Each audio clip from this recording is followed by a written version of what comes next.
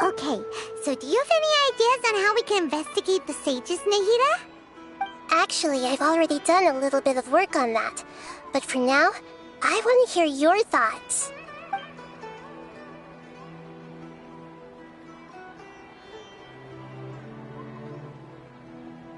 I've already tried that, but all the key members of the Academia, even the core 30 guards, intentionally avoid wearing their Akasha terminals. It seems that from the very beginning, they've been guarding against info leaks from the Akasha. Of course, it could also be because they're wary of me. Have you already caught the sage's attention? I'm guessing not yet. But distrusting me would make perfect sense if they've ever paid attention to the urban legends about me. In any case, I probably can't take over their minds directly.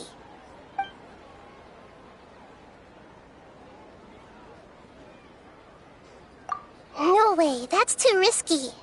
You mean it'd be too easy to get caught? No, it's not that.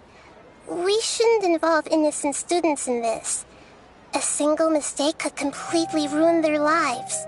Doing that would be ignoring the safety of my people for my own selfish goals. How is that any different from what the sages are doing? That's a good point.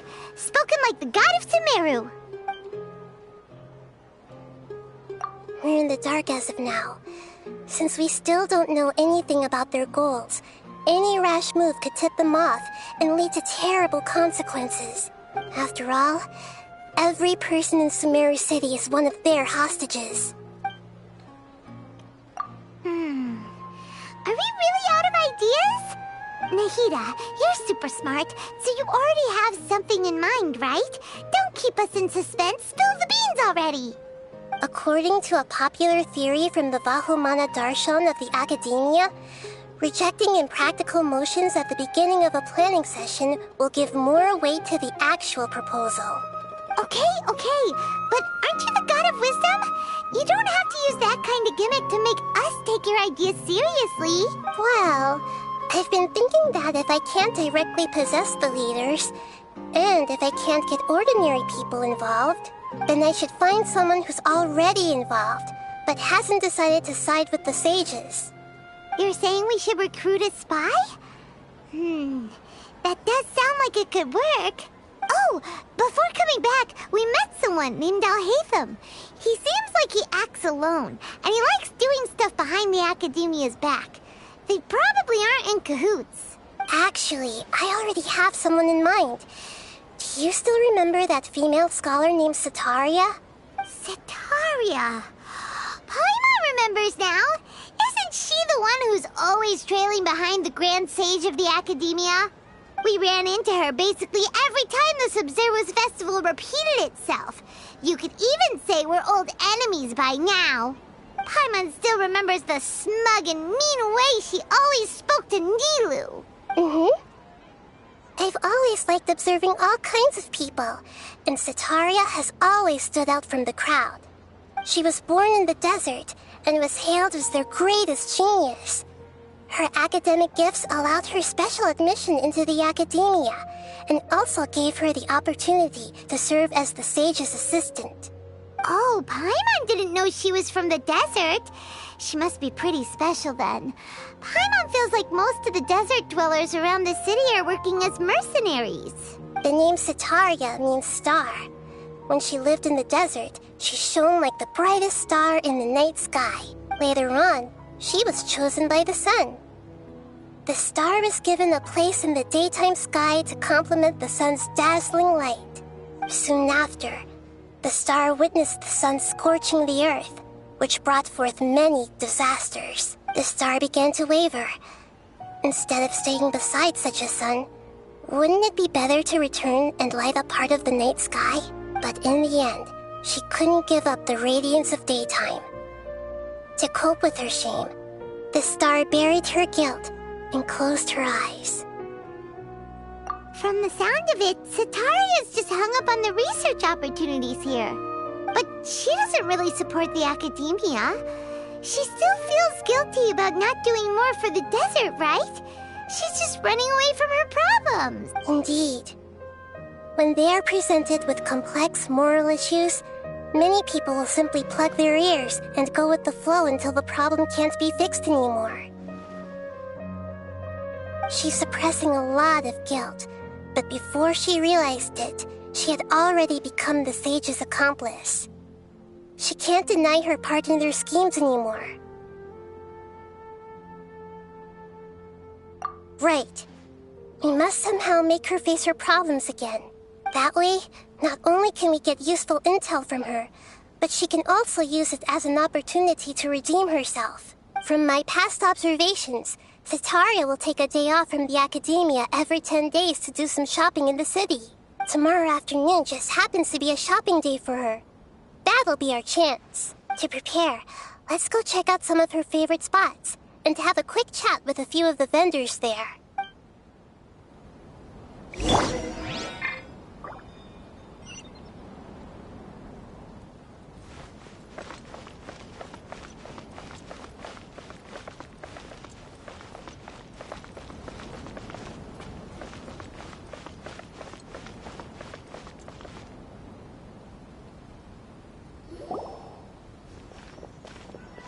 This should be Setaria's favorite fortune-telling spot. So should we ask the fortune teller about Setaria?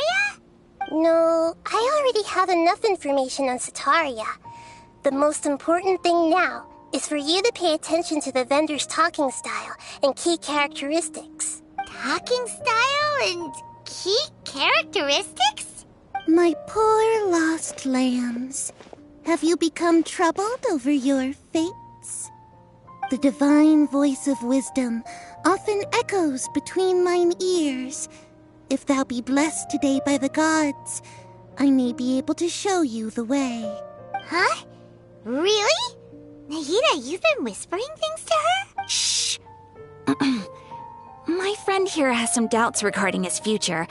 Can we get a fortune reading for him? Of course, of course. In that case... It would seem that Harut and Marut are quite wary of you. Perhaps, at some time in the past, you have somehow offended the gods. Only mocking the god of Animo, questioning the lord of Geo's financial savviness, and brawling with the god of Electro. Do those count? Oh, nothing. Go on, pick an aspect for her to divine.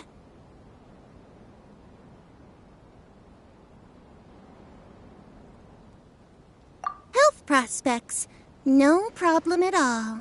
Oh, the gods have spoken.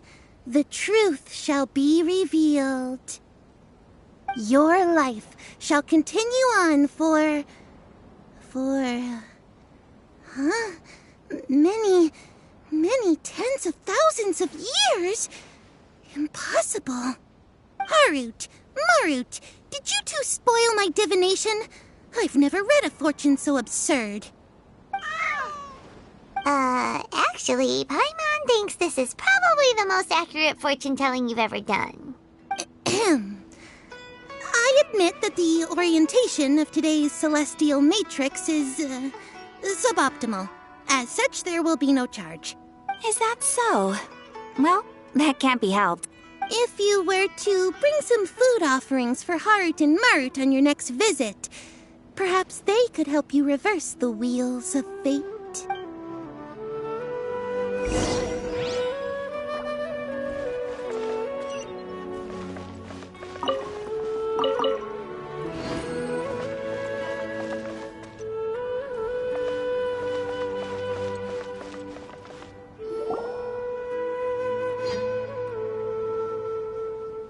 Is this another one of Setaria's favorite stalls? Yep. It belongs to a king. His father helped Setaria a lot when she first moved to Samari City, so she still comes by whenever she has time. When I start talking with him, listen carefully to the details of our conversation. Ah, dear customers! Would you like to look at some pottery? We caught wind of your great craftsmanship, so we specifically came to take a look. Oh, I recognize you. Aren't you Miss Catherine from the Adventurers Guild? Sounds like I'm in for some big business. Speaking of, where did you learn this trade? I suppose you could say it all started with my dad. He's a mason by trade, but I picked up an interest in clay while apprenticing for him. After that, I began making pottery by myself in secret, and I simply changed trades when my works turned out well. Although it's a pity that I'm no longer making much use of the knowledge provided to me by the Akasha. That's nice. You're making a living doing something you love. So is your father still working as a mason? Oh no, not anymore. A few years back, he fell from a roof and broke his leg. Since he had already saved enough mora over all these years, he's just enjoying the retired life in Port Ormos nowadays. I see.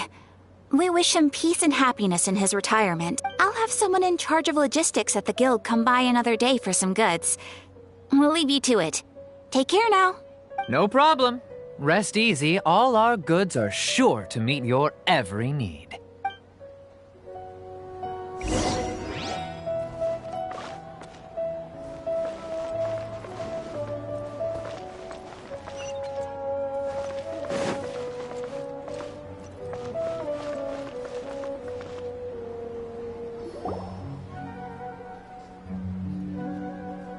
This should be our final stop. Setaria's always thinking of this restaurant when she's working at the academia, so she always comes by whenever she's out in the city. Nahida, you've really thought of everything. It's my duty to protect Sumeru's citizens, after all. Hi there. I feel like I've seen you down by the docks before. Huh? Sorry, I don't quite remember. If I recall, you were having a discussion with someone about shipbuilding at the time. Ah, that's right! I've always been really interested in feats of marine engineering. After all, I grew up in Liyue Harbor and spent my entire childhood staring at the ships going in and out of the port. I came to Sumeru to study, but failed to make it into the academia due to my lack of talent. But I'm still discussing all kinds of problems with different scholars, and I'm continuing to study and perform research from the restaurant's basement. I'm sure I'll get into the academia after their next round of exams. What an admirable spirit for learning. Amazing. Sure, but you'll find hardworking people wherever you go. So this restaurant has a basement as well? Huh. First I've heard of it. That's right. It's not usually open to patrons. Most of the time, employees use it for breaks or to hold private events. I see. Yes, that makes sense. Well, good luck with your studies, Miss Chishan. Thank you so much. As long as I can make it into the academia as an official student, I'll be happy.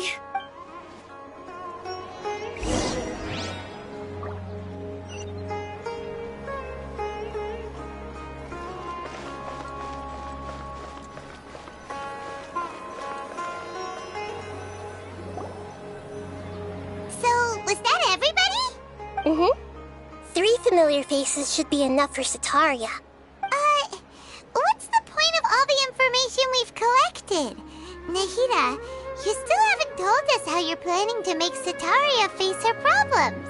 Setaria is already used to avoiding her problems, so we must find a way to break through her usual sensibilities. I remember you mentioned that the Eremites in Port Ormuz are all making a fuss about the upcoming resurrection of King Deshret.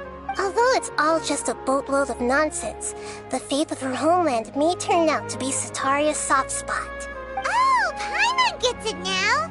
You want to take advantage of the guilt Setaria feels about her homeland. Although she knows she should return home to help the people of the desert, all she's done is conspire with the sages.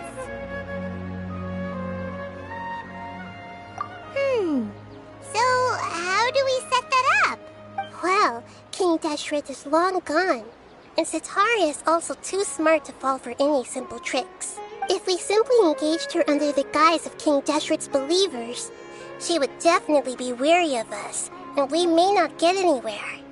But if we were to borrow some of her close acquaintances to talk with her, her reaction would probably be very different.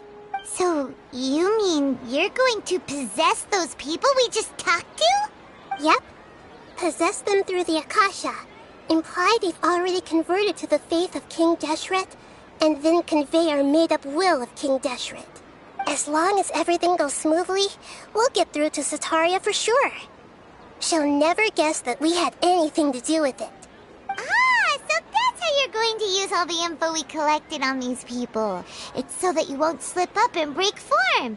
Possessing them will only work if you can manage to pass off as them. Exactly. So, best of luck with impersonating them. Huh? Best of luck? But we don't know how to possess anyone. That's no problem at all. I'll just share all their senses with you once I've possessed them. As long as you're also wearing an Akasha terminal, the effect will basically be as if you've possessed them yourself. Huh. That is pretty convenient. But why does he have to do this? Can't you do it yourself? Although I've been observing humans for a while, I've never been good at imitating them. You're not wrong. It's always been painfully obvious whenever you try to pass as Catherine. If it was at all possible, I would have preferred to leave these people alone. But seeing how things are now, I probably should just accept it and push on. Yeah, don't beat yourself up over it. We're only doing this to help everyone, and we'll only be borrowing them for a little while anyway. Alright, then let's give it a go tomorrow afternoon.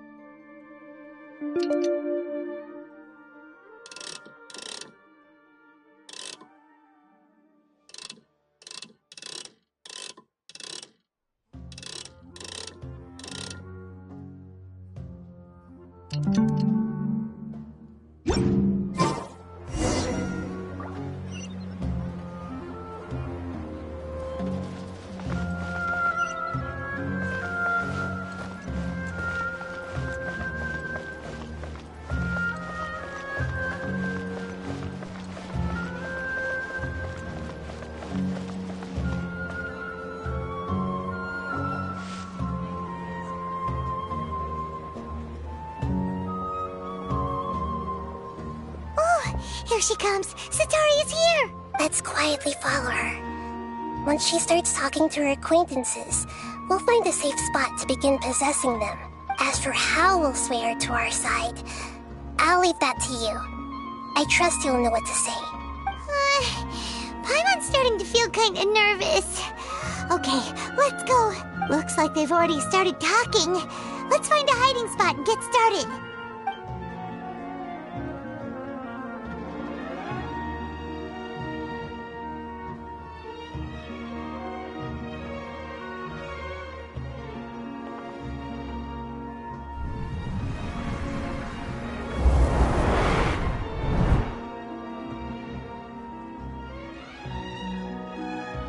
That's right. You really can't force anything when it comes to love. And besides, everyone around me has a very different background and outlook. Are you still listening to me, Nabia? Oh, of course I'm listening. You were talking about troubles with your love life, right? I heard everything you said. Okay then. You just seemed a little distracted for a moment there. Strange. Your cats seem pretty worked up. Is something wrong? I always thought they were quiet, happy kitties. Oh, what are their names again? Ah, that's right. They are just little darlings, aren't they? Harut and Marut. So, which fortune do you want me to read for you today? You must have come for another echo of the divine voice of wisdom. I'd like to get another reading on my love prospects, but to be perfectly honest with you, I feel like I've been a real mess recently. A mess? Well, could you do a reading on how long it'll take me to finish my current project at work? I really just want to get it over with. I hear you. No problem at all. The gods will reveal the truth.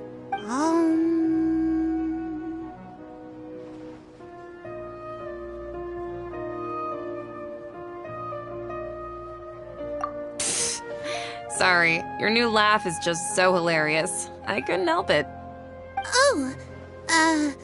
Please pay no mind to those kinds of details. The gods are asking, Setaria, why haven't you gone home? Why haven't I gone home? Do the gods really know everything I've been thinking about? Setaria, why don't you just go home? It's a demand now instead of a question. The gods seem to be truly upset. I'm sorry. I know I failed the gods. Please pass on my most sincere apologies and ask for their divine forgiveness. And if I may ask, Nabia, is there a specific god who's speaking to you right now?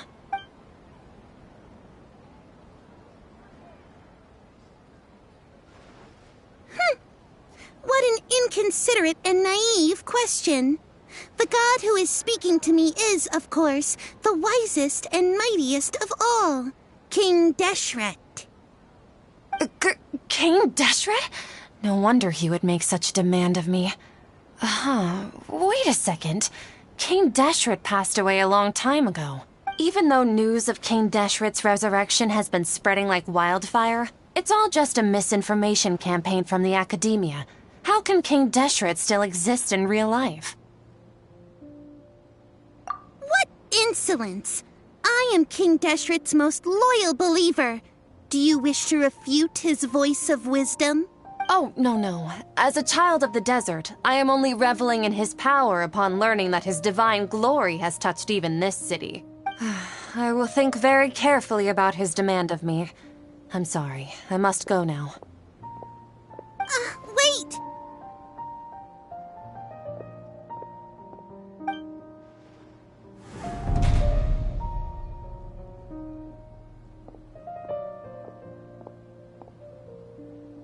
Whoa, she just ran off in a hurry.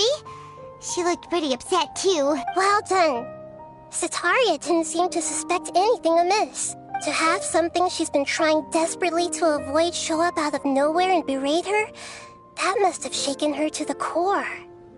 Aw, Nahida, it seems like you understand human emotions really well after all. All I know are some abstract Haravatot theories. In any case, my time with you has shown a lot of them to be utterly useless. I'm still trying to make sense of everything. Anyway, enough of that. Let's hurry and catch up to Setaria. He's out of Keem's now, right on cue. Let's get ready to possess him right away.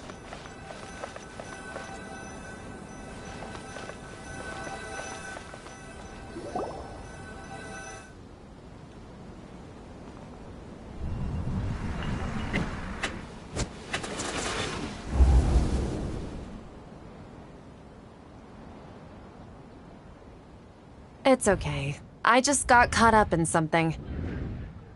Oh, actually, didn't you ask me to help you look for work? What kind of work were you looking for again? Oh, right. Your old man's craft. How could I forget? Speaking of, how's he doing? Is he feeling any better?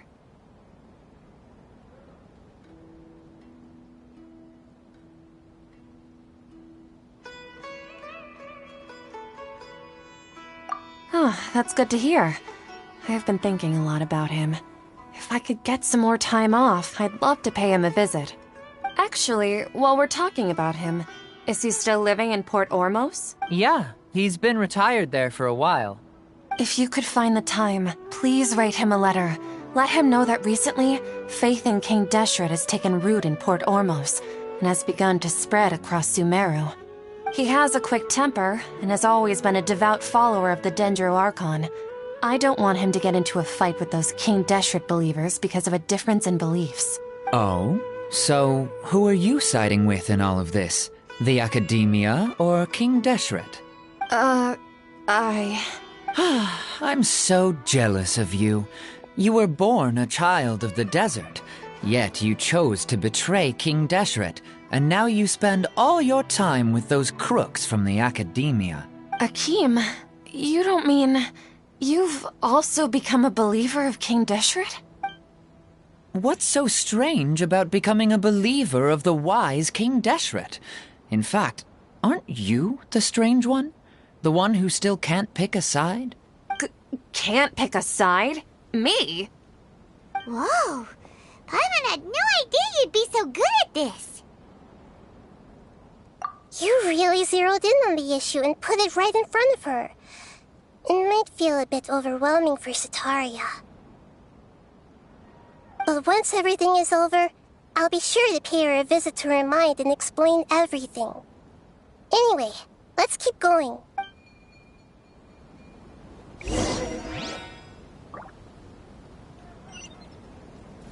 Come on! Setaria's already started talking with Shishan!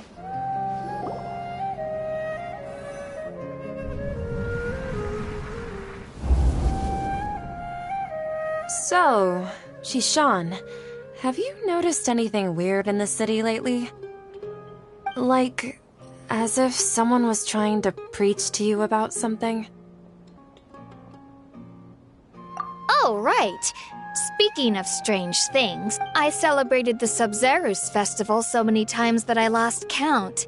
That was really weird. Wait, how could you be aware of that? That should be impossible. Nothing in the report indicated anything like that. Are you still failing to realize that the Academia's lowly tricks could never deceive all of Sumeru's citizens? Shishan, don't tell me that you've converted to King Deshret as well! What an absurd question. You make it sound like I should be ashamed for becoming a believer of King Deshret. In reality, shouldn't you be the one who is ashamed? You, who works side by side with the Academia, and treated people as nothing more than experimental subjects? Please, please stop! Even now, Setaria's still trying to run from her problems. She can no longer justify everything to herself. Hey, she's trying to talk to the guards! What should we do? This is the most important part of all. Quick, get ready. Mercenary, you're a member of the Corps of 30, correct? Please help me pass a message to the Matcha right away. The situation in the city is getting out of control. Please, try to remain calm, miss. Tell me what's happening in the city. Heretics are infiltrating the city, and they've already converted many residents to their side. Heretics? What kind of heresy are you talking about? King Deshret! Many people I know have suddenly started believing in him, but he's long dead. It's impossible. Miss Setaria, nothing is impossible. You know my name? King Deshret is immortal, and all who defy him will one day pay the price. You must face the truth, Setaria. You tread a treacherous path, and the longer you ignore it, the tighter the Academia's grasp on you will become, and the deeper you will be ensnared. Child of King Deshret, never forget that the desert that belongs to you lies elsewhere. What's so strange about becoming a believer of the wise King Deshret? In fact, aren't you the strange one? The one who still can't pick a side? What an absurd question. You make it sound like I should be ashamed for becoming a believer of King Deshret. Sataria, why haven't you gone home?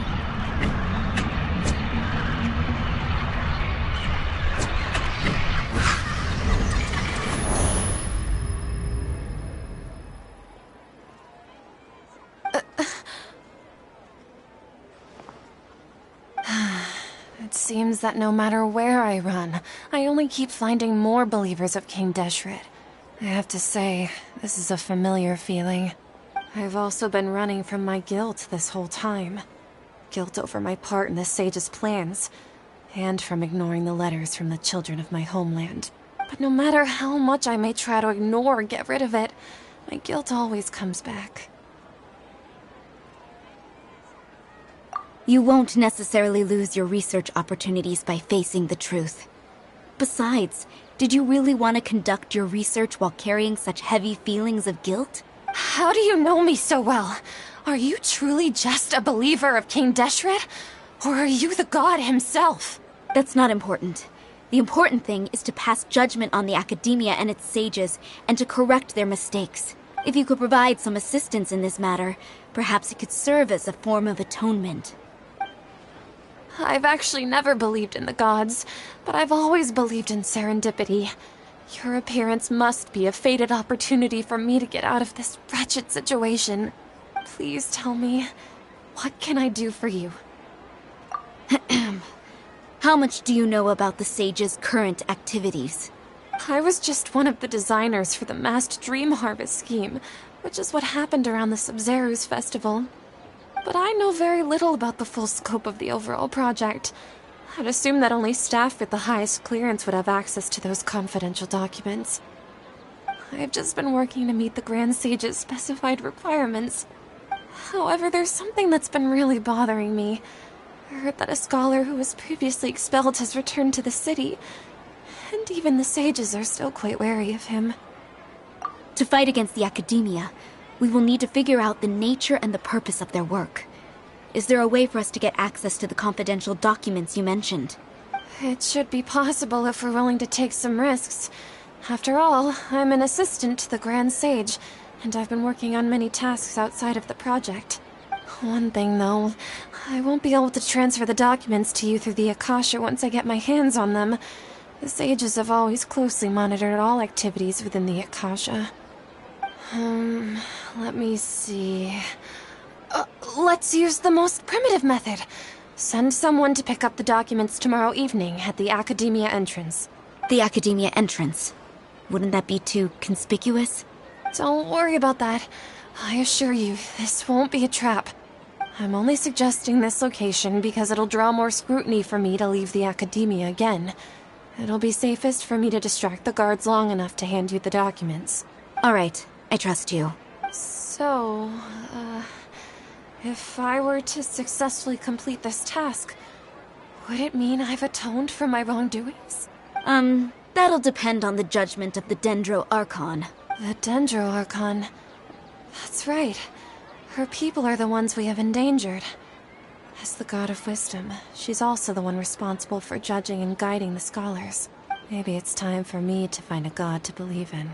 Just as Nahida predicted, we've managed to bring Sataria to our side! The Traveler's execution was ingenious. He's the one who deserves all the praise. Well, now that we've made plans to meet again tomorrow evening, all we can do is pray for Sataria's mission to go off without a hitch.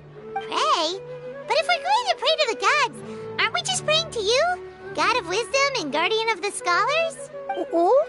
No. The truth is the true Guardian of Scholars. I've always believed that.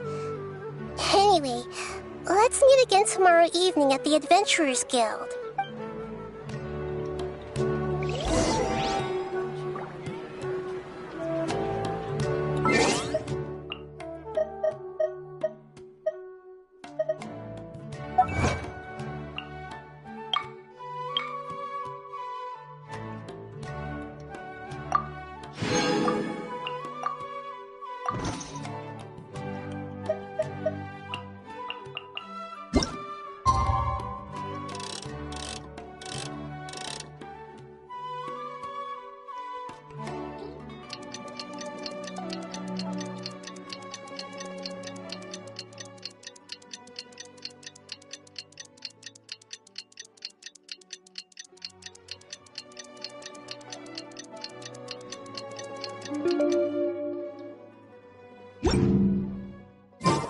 Whenever you need me, I'll be there.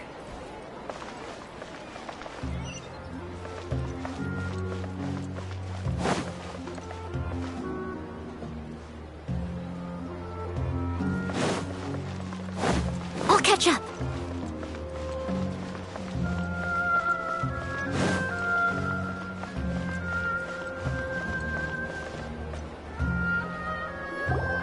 Catherine, we're here! Oh, you are the other Catherine, right? That's right. I suppose I'm the other Catherine in your mind. Shh! We're on a secret mission tonight, so we need to protect Catherine's identity. Yep, Paimon's right. We cannot fully rule out the chance that the meetup tonight is just a trap. If something were to happen, my existence may be the only trump card we'll be able to play. After all, the Academia should still be unable to confirm the existence of my consciousness in the outside world. Yep, exactly, just what Paimon was thinking. Anyway, enough about that. Let's just make sure to be on our guard. Off? What do you feel is off? It's the middle of the night. Of course it's quiet. You're not getting paranoid, are you? No, I think he's right. It really is a lot quieter than usual. If you look around, there seems to be fewer people on the streets. I'm not sure if this is the case for the entire city, though. Huh. Maybe it's just a coincidence.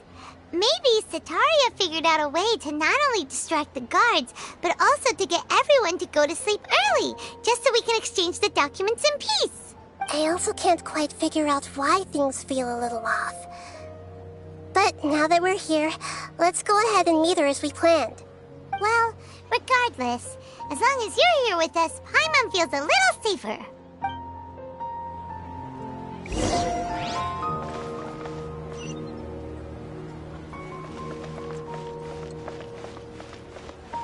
Huh. There really aren't many people out right now. Let's hope it'll be this quiet in front of the Academia, and that Setaria managed to distract all the guards.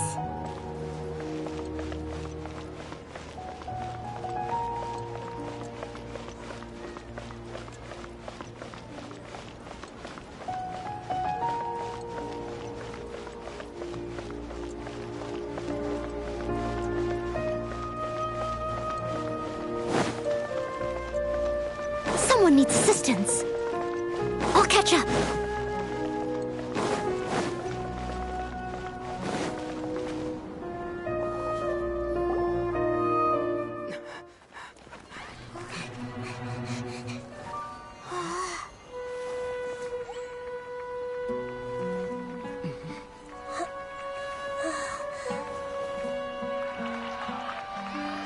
What are all these people doing here at this hour of the night? Ah, the triumphant hero returns at last. And to a rather spectacular welcome, even if I do say so myself. You're the outcast, expelled from the Academia. Indeed I am. Although these days they tend to call me the Doctor.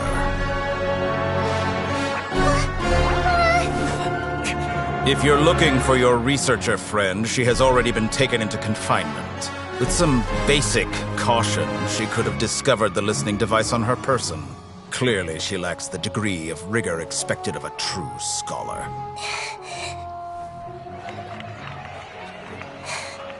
The people of Samir City. What have you done to them? I simply made some minor adjustments to their Akasha terminals. Now they can deposit information directly into the subconscious. As you can see, all these lovely people now believe this traveler is a hero who has just saved the world. My experiment is a success. And now it seems they can no longer hold back their sheer adoration. No, what should we do? These are all just regular people. Leave now. You need to get out of here. What? That guy's a Fatui Harbinger! We can't just leave you here! nor can I abandon the people of Sumeru!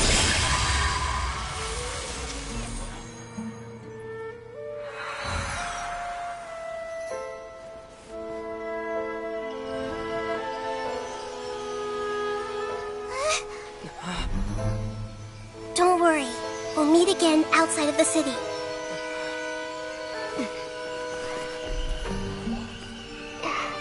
I see. You appear to have overridden their mental faculties with your own consciousness. To possess such a powerful mind, you must be the God of Wisdom.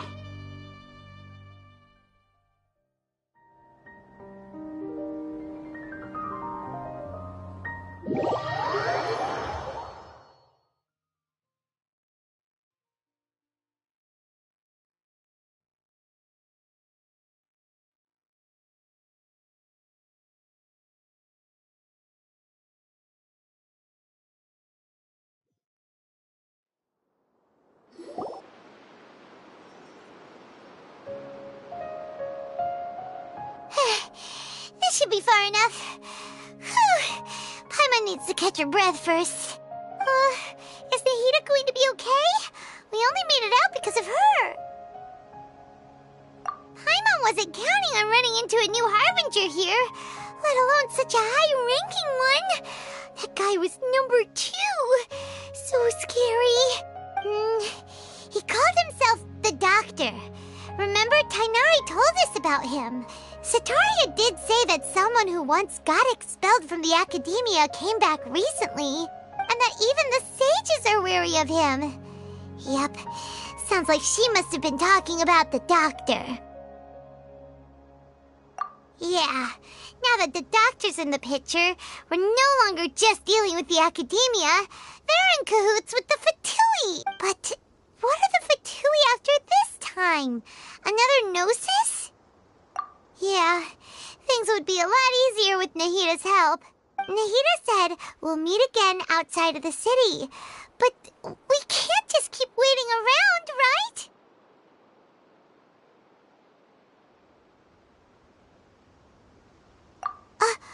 You mean... Oh, right! Wasn't he invited by the sages to work on some project when we were staying with him in the Vidia Forest? That has to be the same project. Even though he turned it down at the time, he might still know something. There's no time to lose. Let's go to Gandharvaville.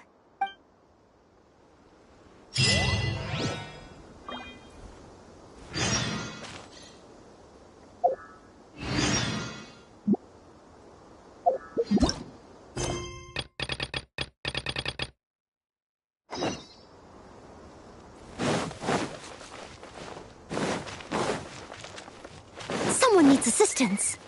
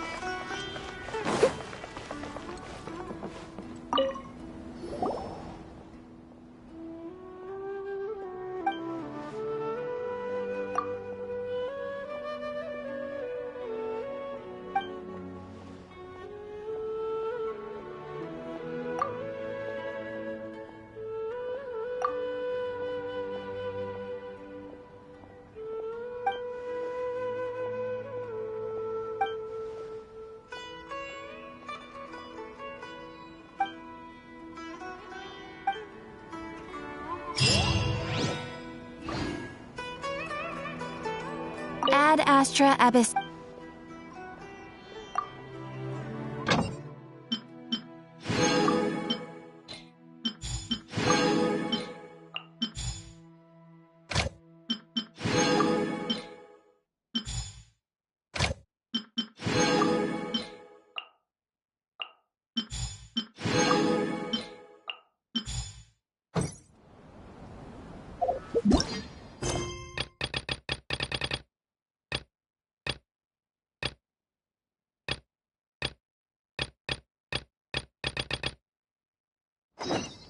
You seem tired.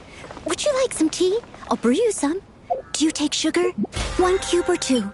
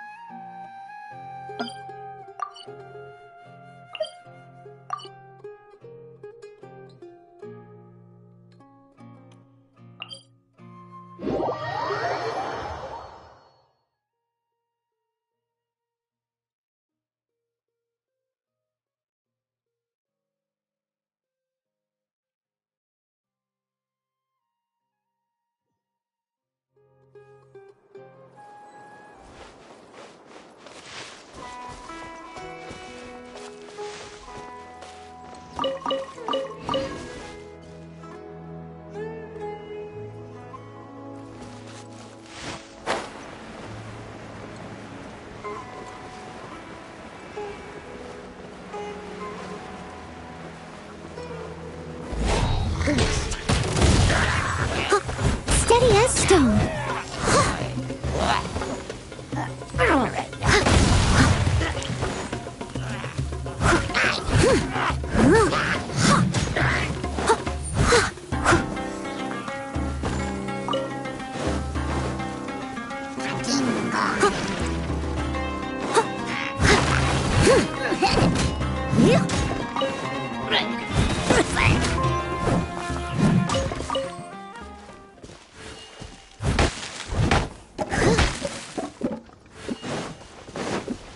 Leave it all to me.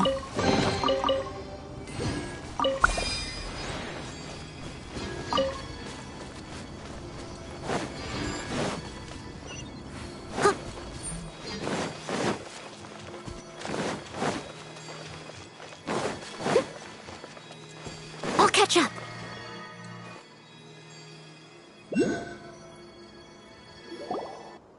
Hold it right there. A blonde-haired traveler and a floating fairy. We've got you all right. Take a look around. You've fallen right into our trap. Are you mercenaries from the Corps of 30?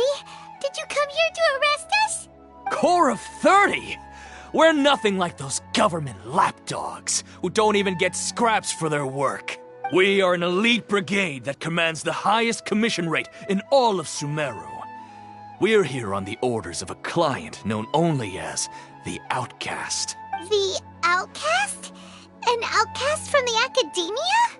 But why wouldn't the doctor just send the Fatui after us? Still wasting time on idle chit-chat. We'll shut you up soon enough. Get them! You're up, Traveler! Following orders. New punching bag. Take that!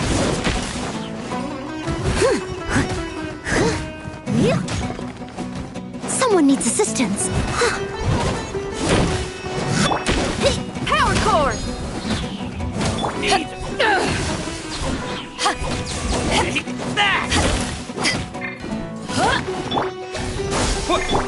I must leave no stone unturned.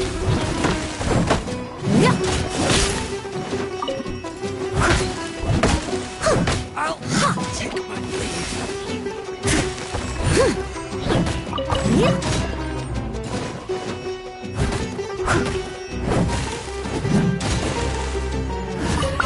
New punching. Leave it all to me.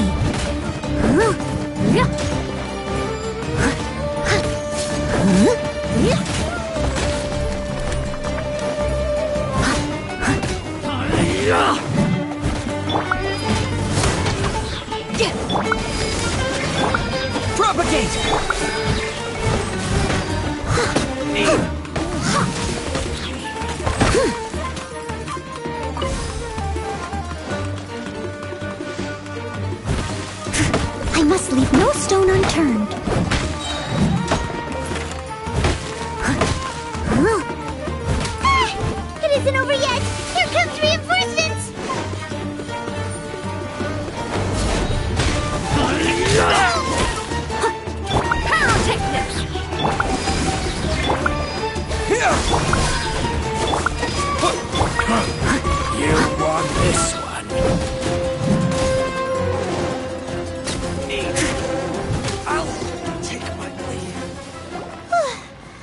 was pretty rough. Is that what elite mercenaries are like? Yeah, looks like we'll have to keep our guards up.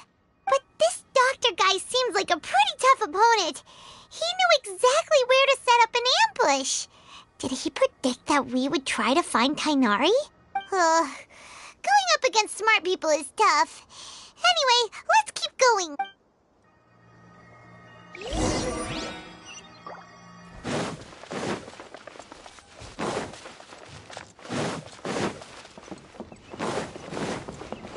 I'll have to grab a drink with Flame maybe back in the city.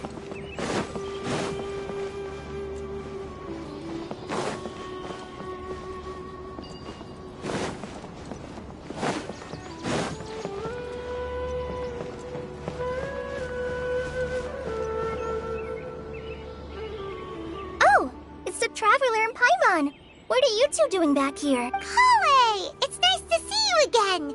Are you doing all right? To be honest, I'm not doing too well. My Elazar has been progressing at a faster rate lately. I'm finding it harder to complete more intricate tasks. As a result, Master Tainari is taking me off the patrol schedule. He will only allow me to stay here and coordinate other people's tasks. Oh, Kale!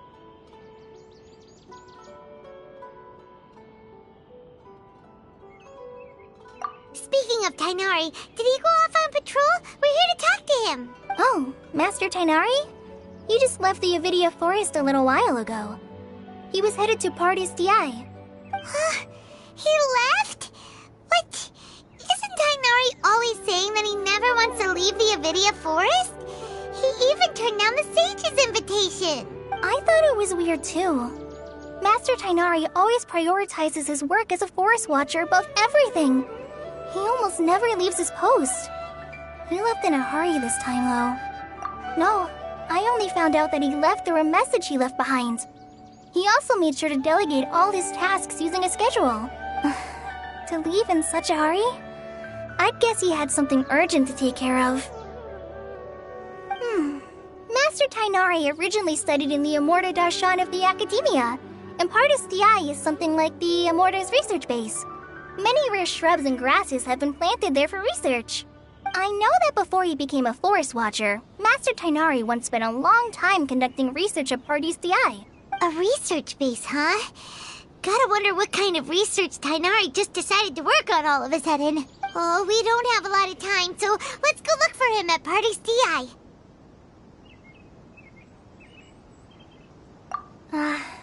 Don't worry. I'm fine. I'm used to living with Elazar by now. If you run into Master Tainari, please send him my regards. Got it. Will do. See you later, Kale.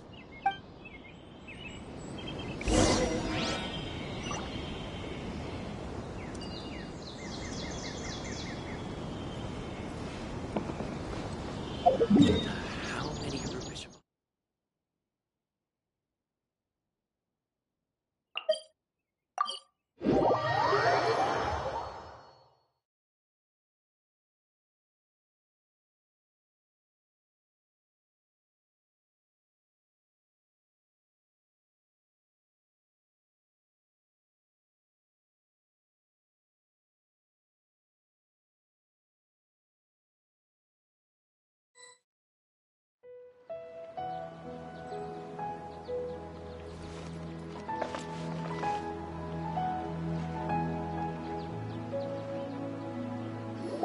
Wait!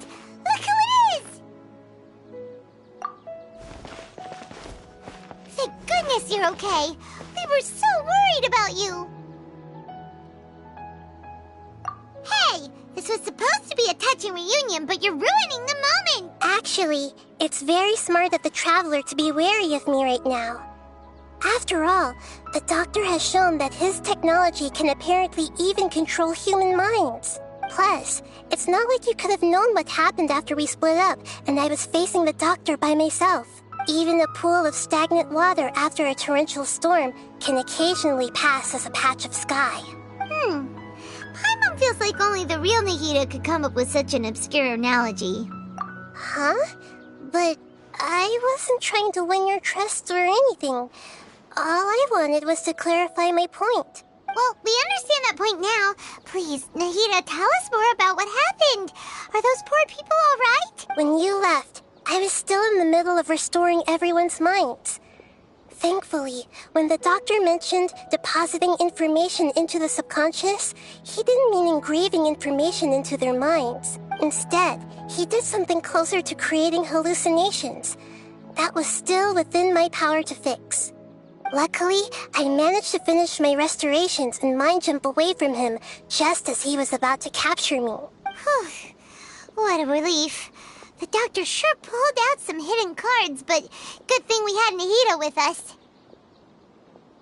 I wouldn't be relieved just yet. I gave away my true identity when I restored everyone's minds, which means we've lost another one of our trump cards. Also, the doctor is already an expert at modifying Akasha terminals. Maybe it's only a matter of time until he captures my consciousness inside the Akasha. Would that mean you'd no longer be able to jump between minds?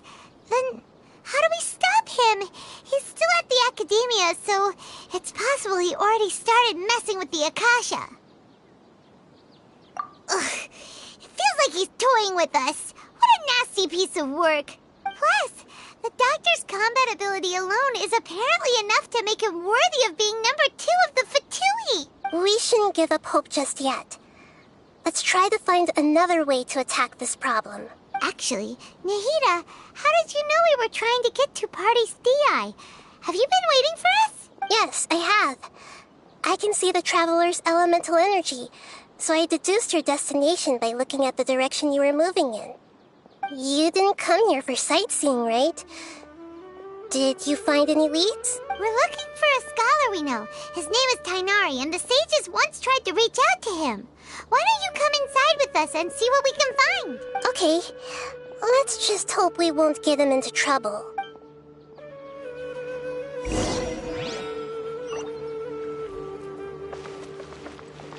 Someone needs assistance.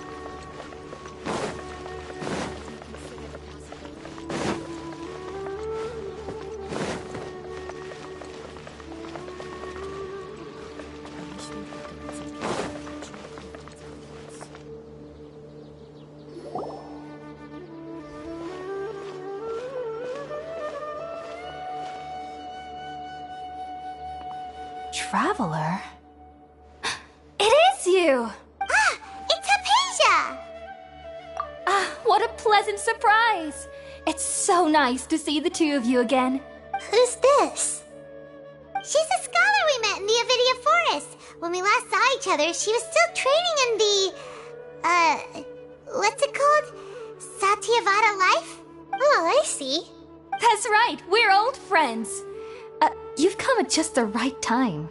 Ever since I've come here, hardly anyone has even talked to me.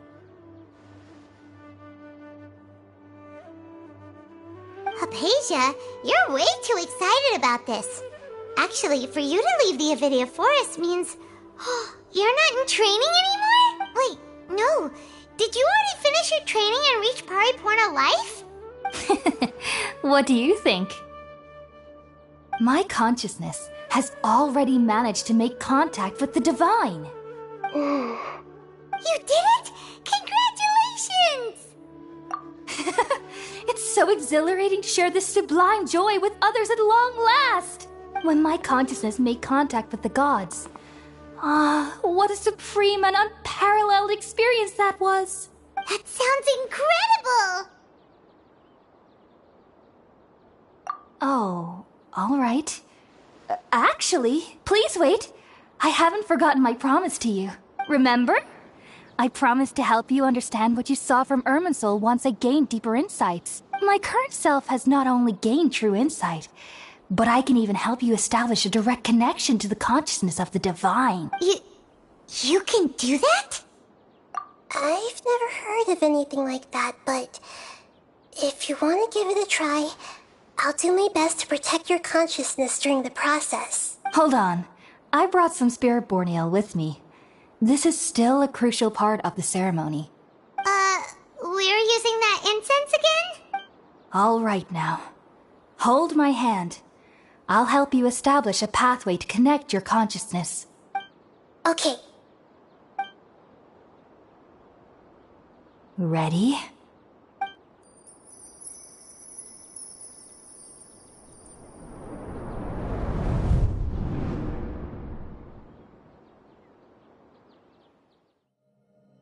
It took 3 betrayals for me to finally understand. The world is just an elaborate tapestry of lies. My fury will never be quelled.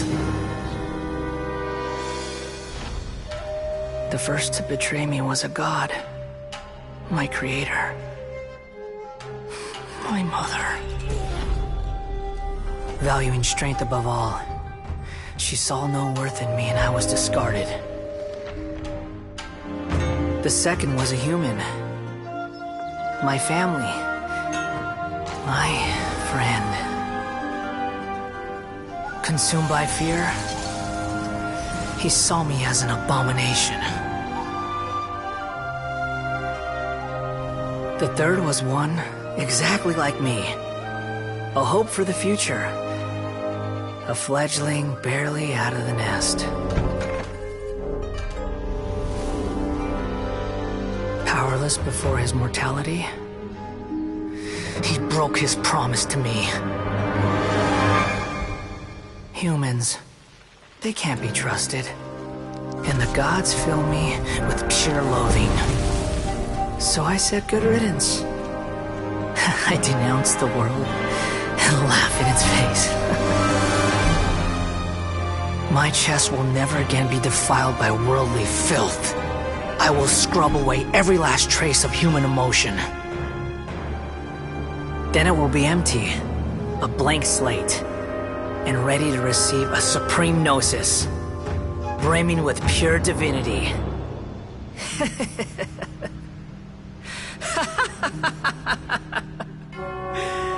There is no need to fear. The pain will be brief. Your era is coming to an end.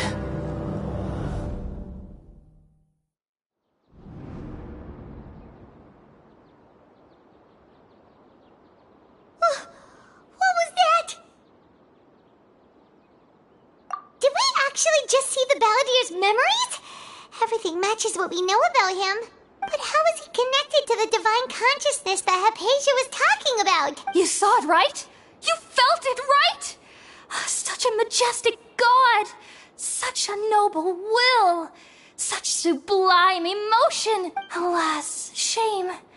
If only that which beats within my chest wasn't a filthy mortal heart. Oh, great and merciful God! Please grant me forgiveness and salvation! Do you understand now? I'm afraid this is no periporno life, but rather... Ah! You! Why are you so mean to me? Why is everyone hiding from me? I found divine wisdom. Shouldn't I receive praise and honor? Haven't I uncovered that light in the darkness? Hypatia? That's how I always thought everything should be. Wait, have I already lost my mind?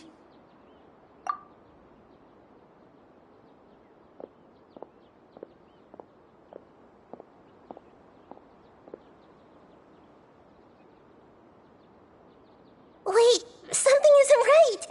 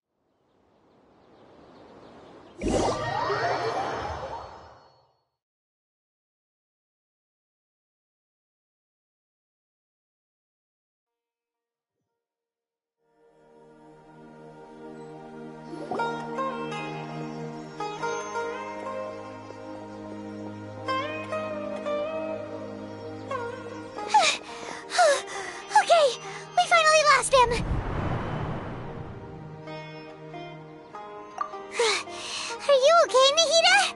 Wait, no. Something feels different. You're back! Oh, the Traveler's back? Nahida was controlling your body for a while. It seemed like she jumped over to you as an emergency measure right before the Catherine puppet was destroyed. After that, Tainari heard the commotion and came over. He helped us defeat the mercenaries and then he ran with us all the way here.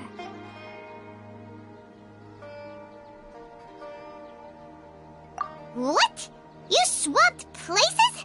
You mean your consciousness also went into Nahida's body? Wait, then where is Nahida's consciousness? Where is she now?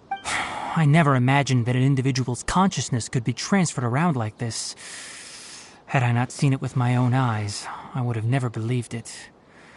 I don't think this can be achieved with current human technology. Also, while we were running, the consciousness in your body told me to pass on a message. She said, "The doctor has found a way to trap my consciousness, so I can't journey with you anymore. But even in a moonless night, a shower of starlight can still drown out illusions and lies." Oh no! Nahida's trapped in the sanctuary of Surasthana for good this time. Was that message all she left for us? It's pretty vague.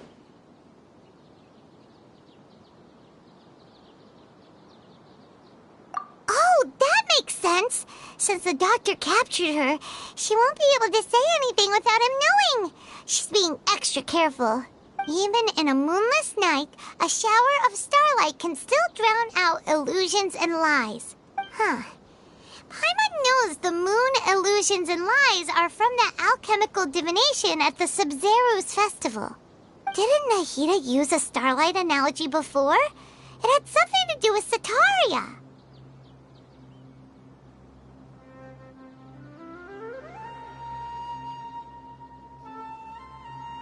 Oh, that makes a lot of sense.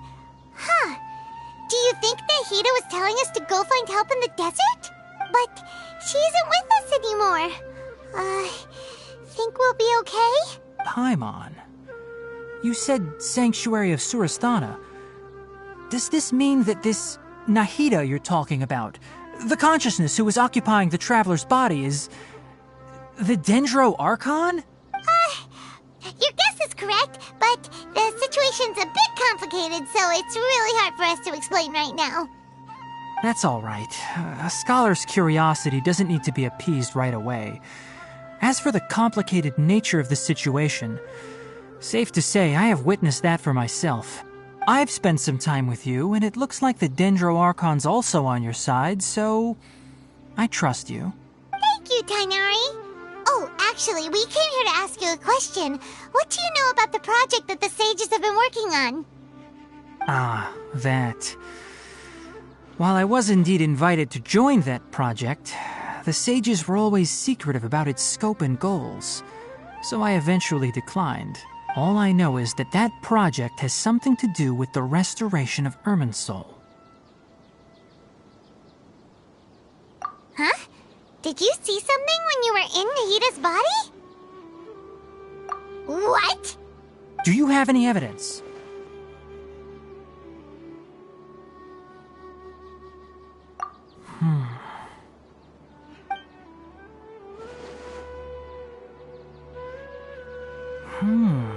So that's what happened.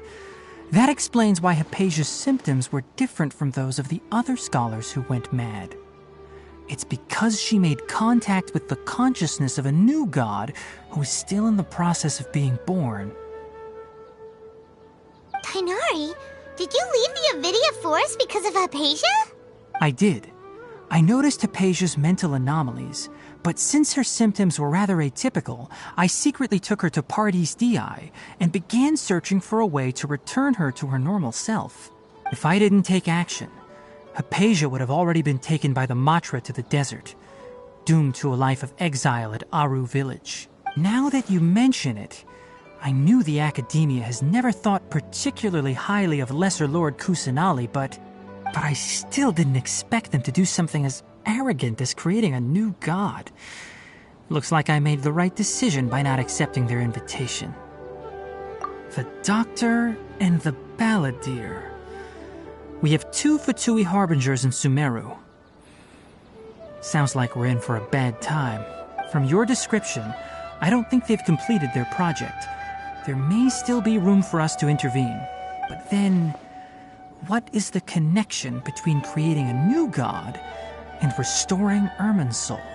Yeah, it feels like we're still nowhere close to figuring out the sage's goals. Right, we've pretty much gone over everything we need to know, so we should head out. How about you, Tainari? What are you going to do? I'll stay here for now. I still want to try a few more things to help Hypatia. If you're planning to go into the desert, start by heading for Caravan Rabat. That'll be your fastest route. Come find me here if there's anything else I can do to help. May the spirit of wisdom go with you. Thanks, Tainari. Hopefully Hypatia will feel better soon. We're off then.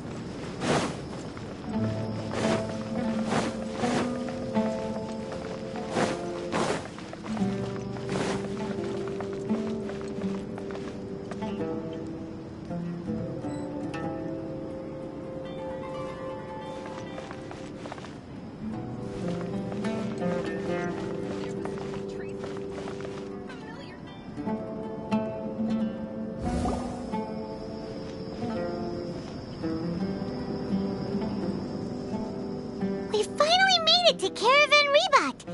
It's pretty lively here. So, just past this wall is the desert, huh? Oh, wow. Paimon remembers hearing people call this the Wall of Samiel. It's made to block sandstorms from the outside. Oh, if it's this tall, it's gotta be the divine work of Greater Lord Rukkhadevata, right? Enough gawking. Come on, follow me. Huh? Over here.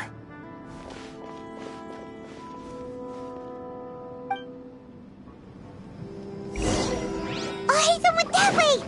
Let's hurry up and follow him. Wonder what he's up to.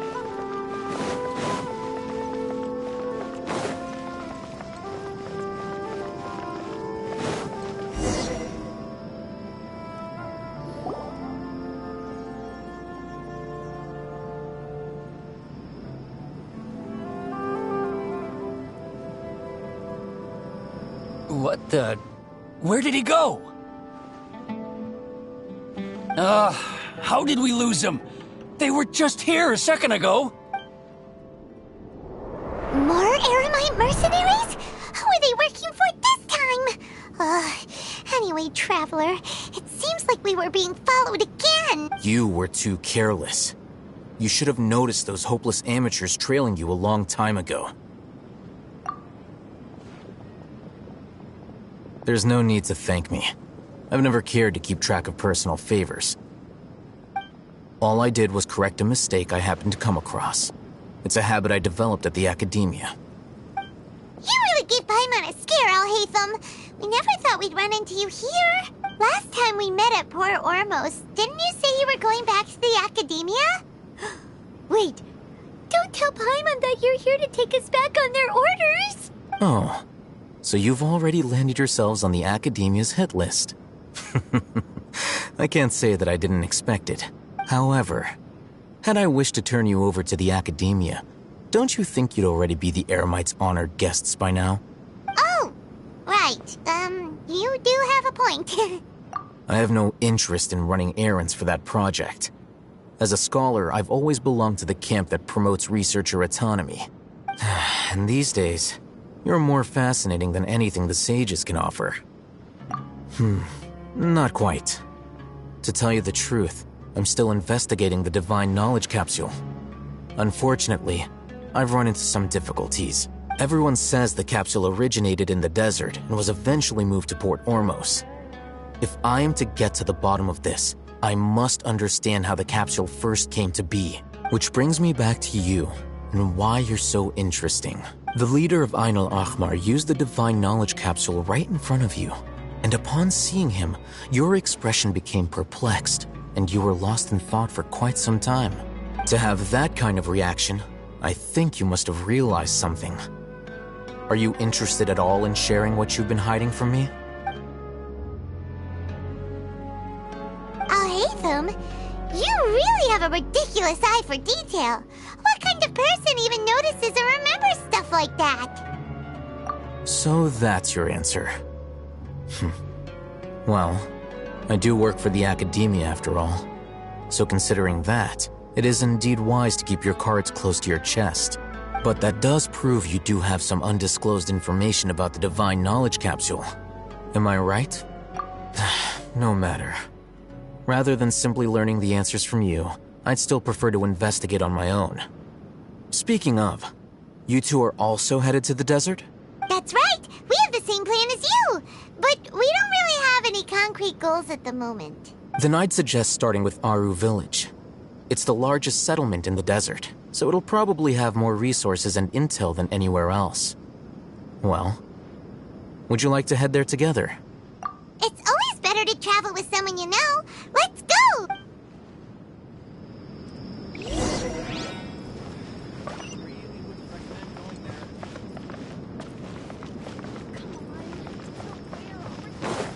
Travelers and visitors, don't miss out!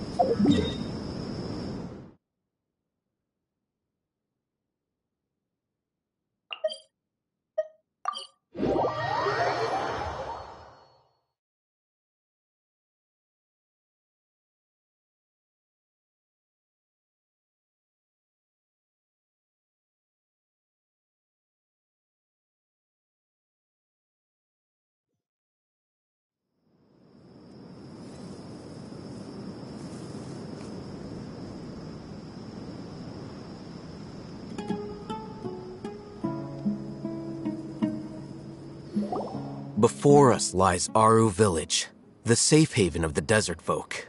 Whoa, this landscape is really something else.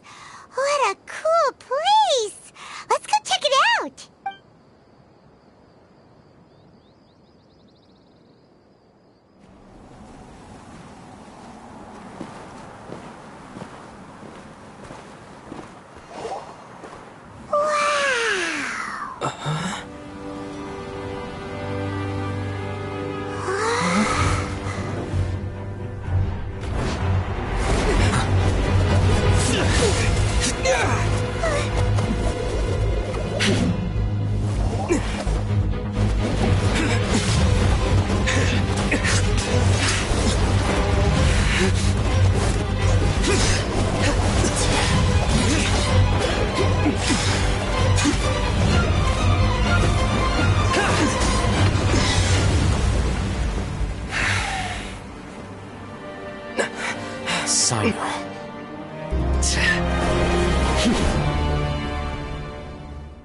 Unless my memory fails me, we have barely spoken 2 words to each other before now at the Academia. Would you care to enlighten me as to when and how I invited the General Mahamatra's wrath? Oh, Haytham. Do not think you can escape my judgment just because you managed to escape my attack. Judgment? So that's how you'd characterize your actions here, is it? Or would elimination perhaps be a more accurate description? Had I used my full strength, not even this traveler would have been able to stop me. Though styled like an assassination, I sought only to ensure that my target would be unable to flee or resist. Standard practice for the Matra, as well you know. Seemed to me more like your own personal touch. Who is that, Al-Haytham? Did you call him General Mahamatra? Yes. General Mahamatra Sino, head of all the Matra at the Academia. He's a formidable hunter, and the ultimate nightmare for any who have committed academic crimes. You seem to have placed a lot of trust in Al-Haytham, to the point of blocking an attack for him. If I were you, I'd never choose to side with him. I wouldn't believe a single word that comes out of his mouth. I have been pursuing this scribe for a long time. I urge you, stand back and do not seek to defend him any longer. Otherwise, there will be consequences. Has Al-Haytham done something wrong? Paimon doesn't think he's as bad as you've made him out to be. I won't waste my breath explaining things. Al-Haytham, I saw it during our fight. Take it out. The divine knowledge capsule you're hiding on your person. Unless you want me to retrieve it for myself. Very perceptive of you. Nothing escapes a Matra's senses. Wait, the divine knowledge capsule? Didn't it fall into the Matra's hands in Port Ormos? No wonder you speak with such confidence, Sino. But I must admit, I'm very curious. What does this capsule mean to you? And why, as General Mahamatra of the Academia, are you all alone in the desert? As far as I'm aware, the other Matra have been speculating about your disappearance. Have you been given a mission that's, let's say, morally dubious? If I was the real target of your mission, what was stopping you from simply using your authority and resources to judge me within the walls of the Academia?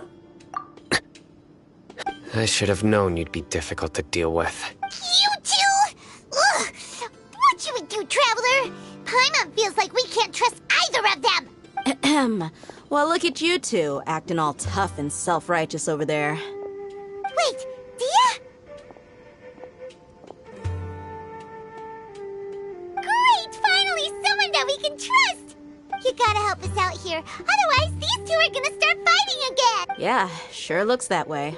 Two giants from the Academia duking it out once and for all. Not something you get to see every day, that's for sure.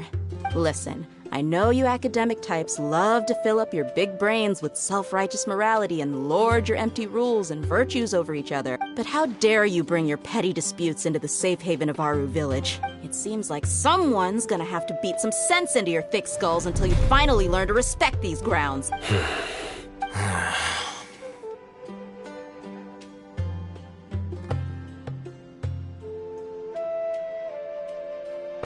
Hey, did either of you hear a word I just said? Whoa, what's going on? The wind's so strong! Is this a sandstorm? Paimon's gonna get blown away!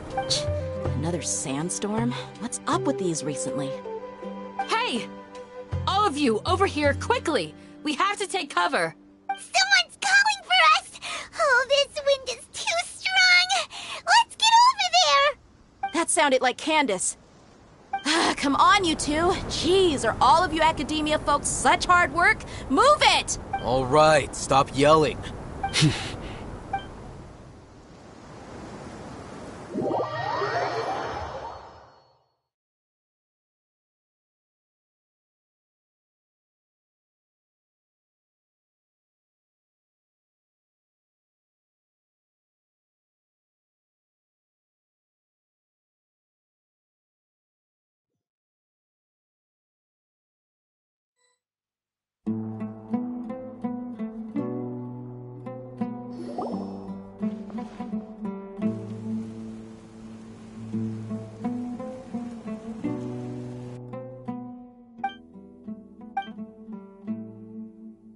Well, this is pretty awkward. Hey, wanna play sardines with three people who want to tear each other limb from limb?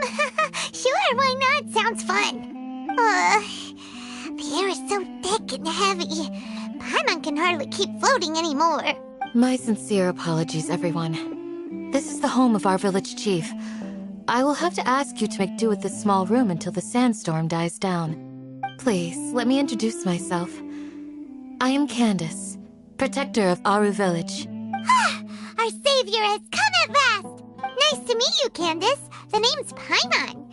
Thank you so much for helping us. There's no need to thank me. It's only right to help each other when the weather gets rough. Wow, she's so gentle and caring, like a nice older sister. Unlike those guys over there. All right. Now that we're all better acquainted, we should return to the topic at hand. As a guardian charged with the responsibility to protect my fellow villagers from harm, I was observing your conflict from afar, even before the sandstorm started. And now that you have set foot within our village itself, it is all the more my responsibility to make absolutely sure that you pose no threat whatsoever to us.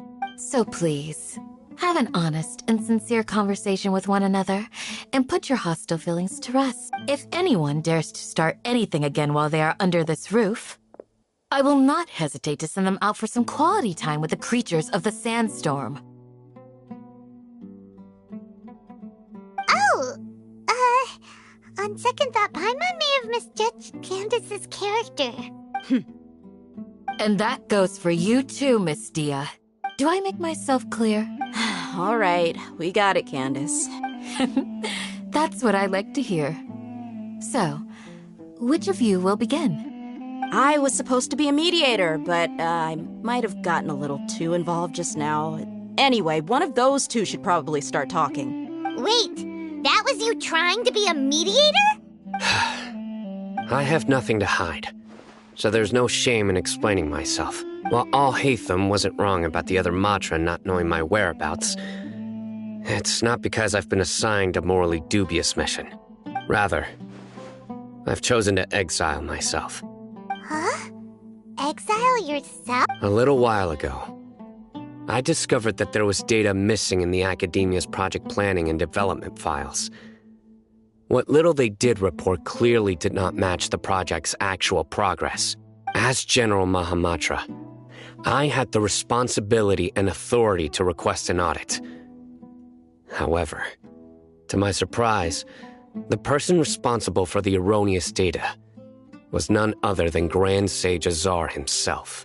I tried to investigate the issue myself before submitting a formal audit request, but I soon found that all leads and potential pieces of incriminating evidence were carefully concealed from me. I began to realize that they were cautious of me from the very beginning. Unsurprisingly, the Grand Sage rejected my audit request as soon as the submission reached his desk. He even said to me, "The power of the General Mahamatra is granted by the sages. You have no right to judge us." So they really are up to no good. I realized then that to the Grand Sage, the Matra are nothing more than tools for the sages to assert and maintain their control over knowledge. The vows that we took, the principles that we strive to uphold, they are meaningless to the Academia of today. I believed it would be wise to flee the Academia before the sages had a chance to take action against me. This way, they can no longer see nor predict my actions. I will never give up on this investigation. There's no need for someone else to give me power or authority. Once I find the truth, I will administer judgment by my own name. Sino seems to have the same goal as us. We're all investigating the sages. Plus, now that he's no longer the General Mahamatra, he somehow feels a lot less scary. Well, Sino, if that's your story, then why did you see Al-Haytham as a target? When I was investigating the matter in the Academia, I overheard a conversation between Al-Haytham and a sage. The sages asked you to investigate a blonde-haired traveler. Do you dispute this, Al-Haytham? What? Like many parts of the project, this assignment was undocumented. Now throw in your suspicious behavior with the Divine Knowledge Capsule, and I think we deserve an explanation. Yes. I was indeed tasked with investigating the Traveler. Al-Haytham! After all, the promised reward was so great that hardly any scholar could have refused. The sage told me, once you've completed this assignment, I can give you a glimpse of divine knowledge. A most enticing offer. Unfortunately, those academics don't know me at all. Their words contained one key piece of information, namely that divine knowledge indeed exists. That gave me all I needed to know. From my perspective, the sages are far from trustworthy. Think about it. Isn't it a little strange they're so willing to share divine knowledge with anyone, even as a reward? So, I began my own investigation following the lead of the divine knowledge capsule. In the end, I realized my wisdom in committing to this rather than collaborating with the sages. Had I been less guarded, I probably would have ended up like that Ain al-Ahmar mercenary, incapable of remaining sane for long enough to hold a conversation. You mean that the sages originally planned to dispose of you, using one of those capsules that drive people insane? I'd already given up on the assignment by then. I only told the academia I was waiting in Port Ormos for you to appear so they wouldn't suspect anything. So it came as quite a surprise when I encountered my erstwhile target while investigating the divine knowledge capsule. Criminals do love to talk about coincidences. Even though I ran into the Traveler by chance, I had no intention of providing assistance to the academia. Also, you should remember, you were the ones who decided to follow me and strike up a conversation after I left that tavern. That's true. Al-Haytham helped us out at Caravan Rebat as well. Maybe he's telling the truth. I'm willing to apologize if that's worth anything to you. I took the divine knowledge capsule behind your back because I judged its existence to be a significant risk. I felt that it would be best for no one to interact with it before it had been properly studied. After all, curiosity often proves to be the most dangerous thing in this land. You should be well aware, Scribe Al-Haytham, that curiosity can also lead you to danger and suspicion. Answer me this. Did the sages share any information about their project with you? Have I not made myself clear? You and I are both distrusted by the academia. Do you really think they would tell me anything? Fine. Although you haven't completely proven your innocence, I won't regard you as an enemy. As you wish. Good. I'm glad to see you two clearing up your misunderstandings. And now you, Dia. I believe it's your turn. Oh, sorry. Whatever the boys were talking about must have been so boring that I spaced out. My situation is pretty straightforward. My employer, Dunyarzad of the Homayani family, is friends with the Traveler and is currently recovering from her illness at home. I had nothing going on, so I decided to return to Aru village for a visit. I was actually looking forward to a pretty exciting time getting back together with everyone here, but then I saw these two random guys in the middle of a pointless argument. It ticked me off, and things went downhill from there. Is that all? Well, I will admit that definitely sounds like your style. In that case, welcome back, Dia. That's more like it. I missed you all so much, Candace. Whoa! What was that sound? No need to worry. Now that you're no longer at each other's throats, please make yourselves at home. I'll take a quick trip outside to clear out some of those creatures in the sandstorm. Creatures? In the sandstorm? Are you sure you don't want some backup? Fighting in a sandstorm is not for the faint-hearted. Anyone without extensive training in these conditions is at a disadvantage. You needn't worry. Yeah, just leave him to Candace. Don't worry, she's as tough as they come.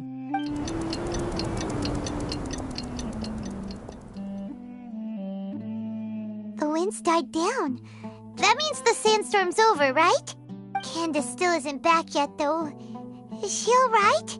Maybe we should go out and check on her. When you put it that way, even I'm starting to feel a little worried. All right, let's go. We've been here long enough, and the boys are as chatty as the floor.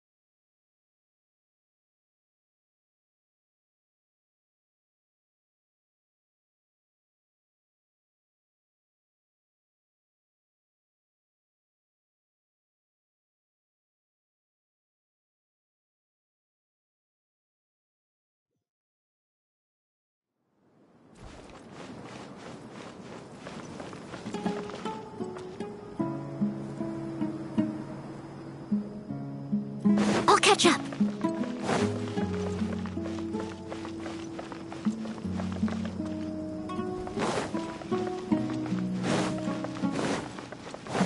Someone needs assistance.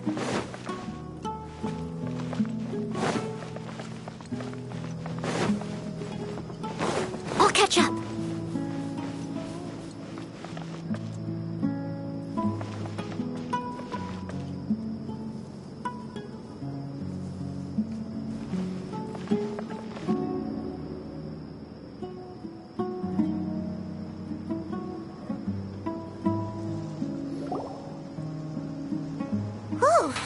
Candace, you're still fighting?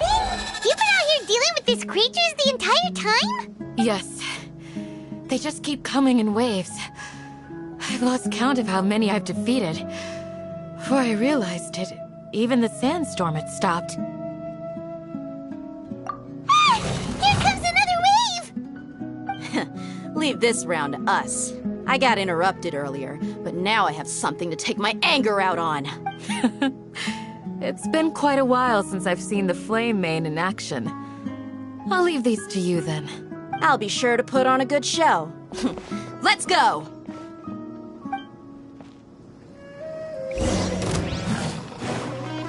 Steady as stone. Someone needs to...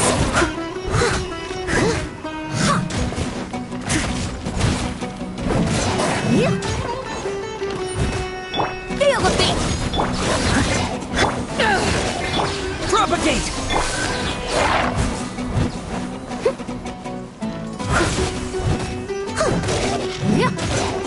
I must leave no stone unturned. I'll catch up. Someone needs...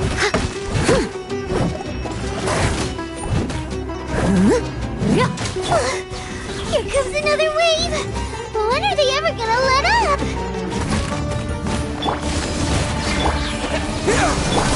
Steady as stone.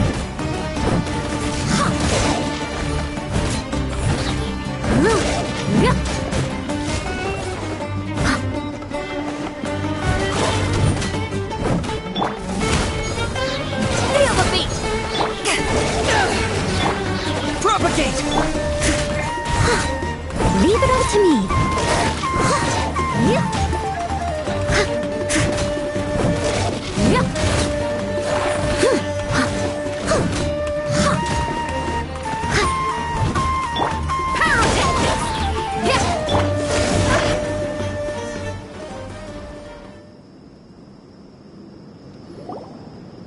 The creatures stopped appearing. Was that the last of them? What we fought just now was probably the aftermath of the sandstorm. So we should be safe for the time being. Well fought, everyone. No injuries, I hope. Huh? Who are you? Ah, my apologies. I haven't had a chance to greet you yet. I had my hands full taking care of the village's elderly and children. I am the chief of Aru village. Everyone usually calls me Uncle Anpu. Sir, I am also originally from the desert, but I have not been back for some time now. May I ask if such sandstorms are common? I can't say they've always been common, but recently the storms have become increasingly severe and frequent. Besides sandstorms, we also occasionally get earthquakes. According to an investigator who stayed in the village a while ago, these unusual natural phenomena are related to the withering of Irminsul. Another effect of Irminsul's withering. So, Irminsul's withering causes withering zones in the forest, and sandstorms and earthquakes here in the desert?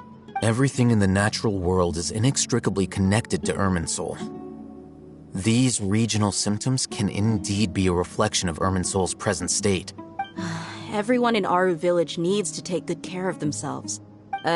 Speaking of which, why haven't I seen a single village keeper since I got here? Village keeper? Who are they? Village guards like Candace? Does your curiosity know no bounds? Village Keeper is how Aru village refers to mad scholars exiled here by the academia. Most of them are scholars who lost their sanity after a period of training in the Avidia forest. The Academia believes that their crazed mutterings may have a negative effect on the psyches of other scholars. So, they're forcibly exiled to the desert. Though if you ask me, it's all a boatload of nonsense. Alas, that's exactly what we've been trying to investigate. One by one, the village keepers have been mysteriously disappearing without a trace. But no one in the village has ever seen them leave.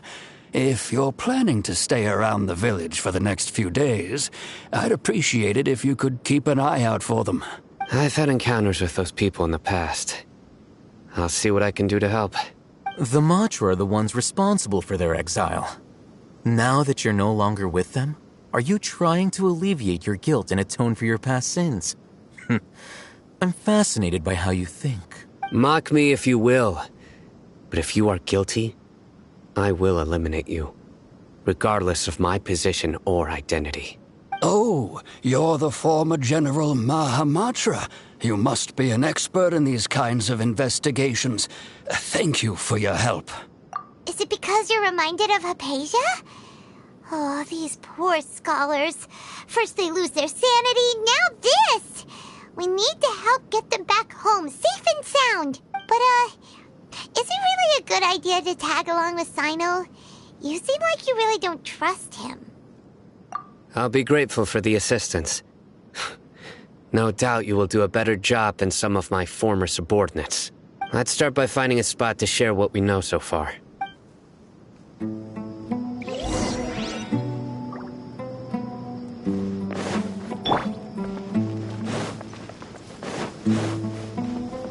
I'll catch up.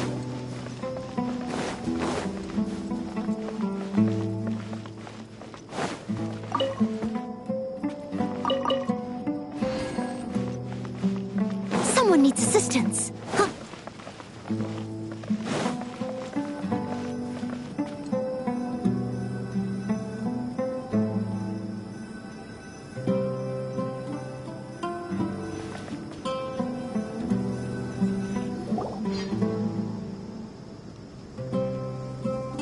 Although I've sent myself into exile, I'm still doing essentially the same things as before. Do you still have any questions for me before we start our investigation? One of my former subordinates told me that this title has its origins in a strange incident. The Academia has long exiled mad scholars to Aru village. A mysterious phenomenon exists here. When mad scholars first arrive, they are as incoherent and deranged as before. But after spending some time here, they invariably begin to calm down. Initially, the people of Aru village greatly resented having to take in the mad scholars. But a strange incident one night changed that. Aru village was struck by the strongest earthquake in living memory. Seeing buildings on the verge of collapse all around him, the then chief of the village was preparing to take everyone to safety. Suddenly, he noticed a mad scholar crouching in a corner, caressing the ground with his hands. A soft, green light radiated from him, like a divine glow against the backdrop of night. Despite the powerful tremors that ripped through the ground that night, all the houses remained upright, almost as if they had grown roots reaching deep into the ground. In the end, not a single building collapsed, and no one was hurt. After that, the people of Aru village treated the mad scholars with greater kindness, and began to refer to them as the village keepers. A soft green light? A mad scholar protecting Aru village? Paimon thinks so too. Actually, Sino, do you know if any of the mad scholars continued to wear their Akasha terminals at Aru village? In theory, they would continue wearing them so the Academia could still monitor their activities. With that said, the main Akasha system would no longer have any interaction with them. Oh, no wonder! Everything makes sense then! Add in the fact that they calmed down, It was probably Nahida who calmed them.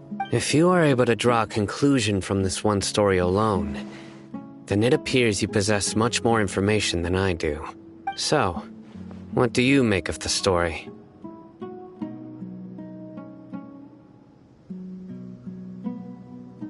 Really? Lesser Lord Kusanali. What? You don't believe us?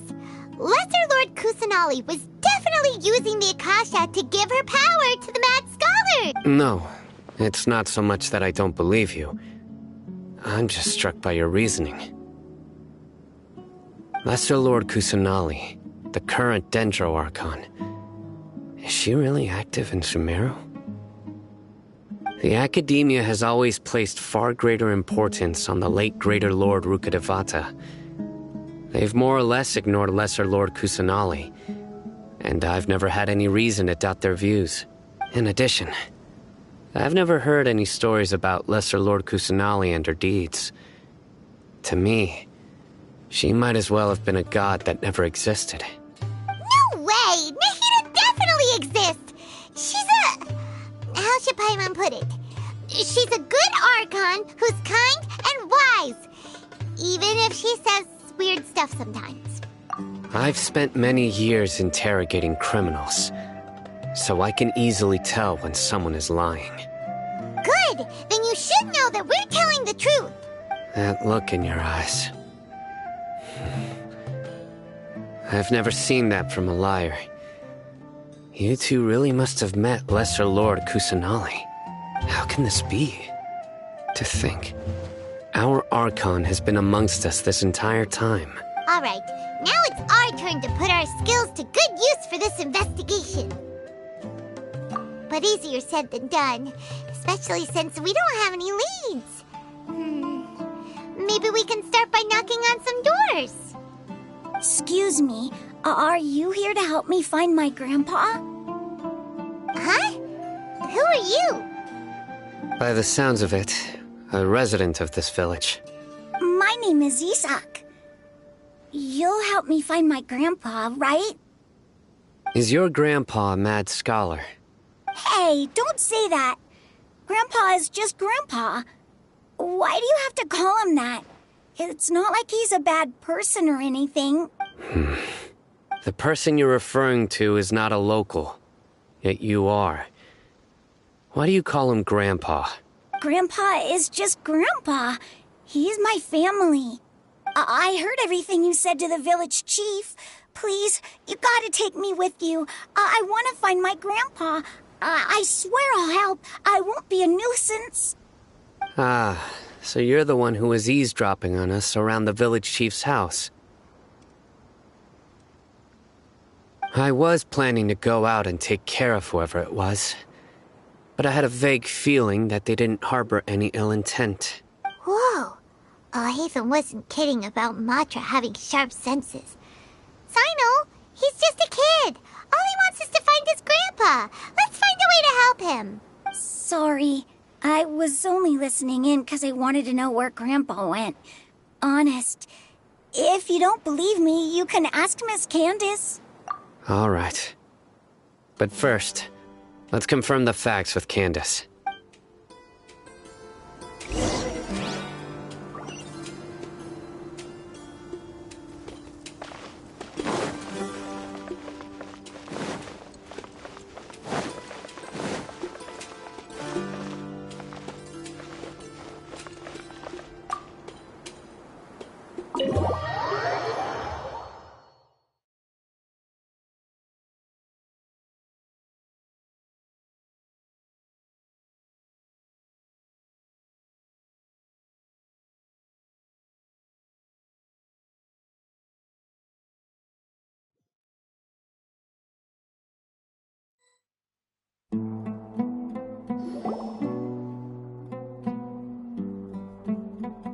Sino is super vigilant. Is this what all the Matra are like? Ah, you're back already. We just wanted to confirm something with you. Do you know a boy by the name of Isak? I had a feeling he'd go looking for you. Huh? You knew this would happen? Yes. Although he tried his best to stay hidden, I still noticed him eavesdropping outside the window. He really wants to get his grandfather back. Isak's parents were both Aramite mercenaries who rarely returned to the village after finding employment in the city. He was raised by his grandfather. Unfortunately, it was only a few years before his grandpa passed away. Isak was still very young at the time, so various families in the village took turns caring for him so he could survive. Later, an elderly mad scholar arrived at the village. Isak thought the scholar bore a striking resemblance to his grandfather, and thus often spied on the man. However, the scholar was unkempt in appearance and incoherent in speech. Although Isak referred to the man as his grandpa, he was afraid and didn't dare to approach him. One summer night, the oft mumbling and bumbling grandpa suddenly calmed down and seemed to become more lucid. He even noticed Isak hiding in the distance. So Grandpa walked up to Isak and patted him on the head. He even took Isak to the entrance of the village, where he patiently taught the boy the names of the stars, and accompanied Isak until he fell asleep. The next morning, Isak woke up and wanted to go find his grandpa again, only to realize his grandpa no longer recognized him. However, even so, Grandpa retained his calm expression. It's said that those who saw the scholar claimed he no longer appeared to be crazy, but appeared to be living in his own world, almost as if he were sleepwalking. Isak was thrilled that his grandpa was able to find peace, and would follow him all the time, asking him things like, "Grandpa, want me to take you somewhere fun?" Or, "Grandpa, could you tell me stories about the stars again?" All this somehow just makes Paimon feel really sad. It seems like they both deserve so much better. Perhaps. Nearly everyone who lives in the desert has some form of hardship or regret. But even so, we must still continue on with our lives. It's also my reason for fighting. I must continue to protect this land.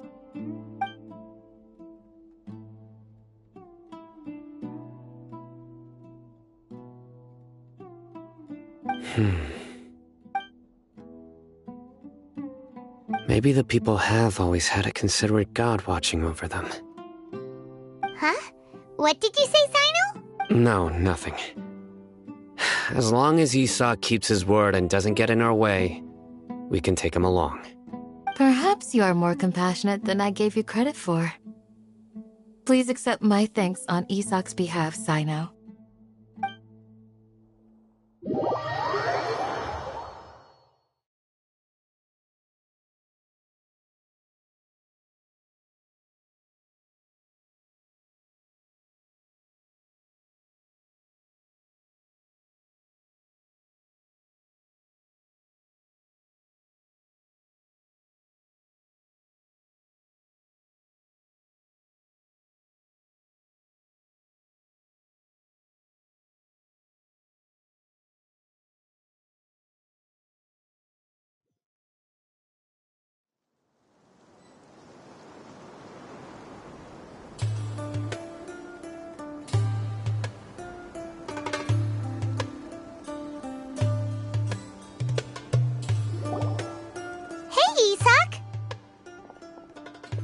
Oh, it's you guys! We've cleared everything up. Let's go find your grandpa. Really? Wow! Thank you so much! Yeah! Alright. Let's ask the local residents some questions first.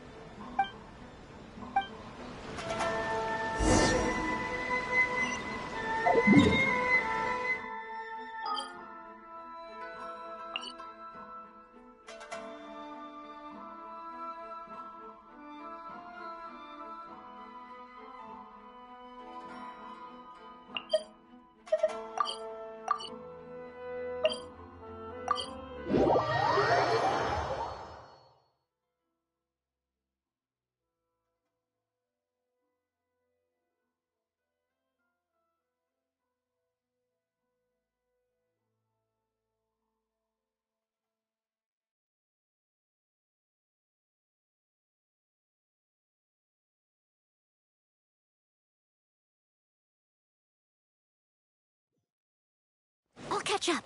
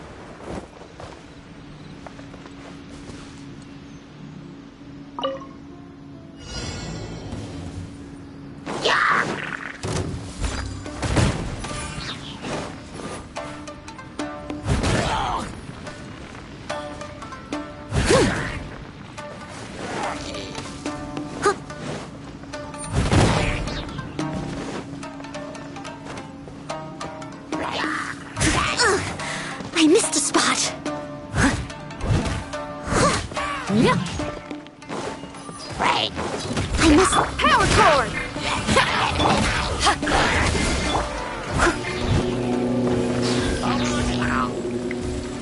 I'll catch up.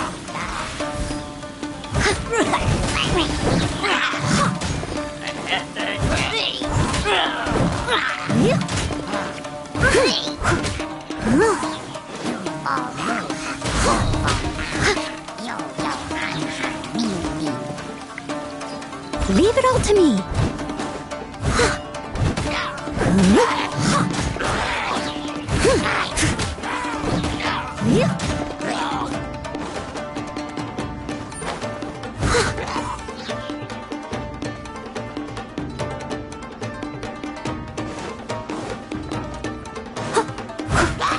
I must leave no stone unturned. Someone needs assistance.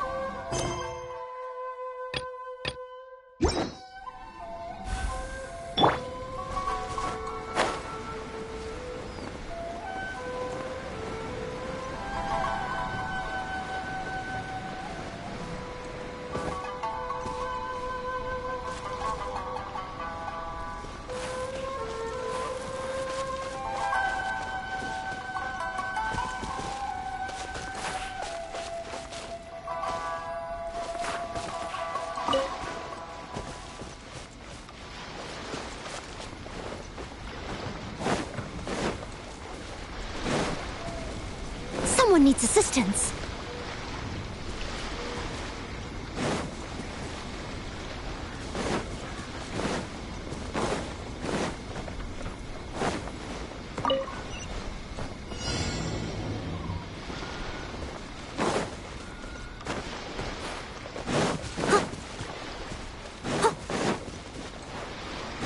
Someone needs assistance.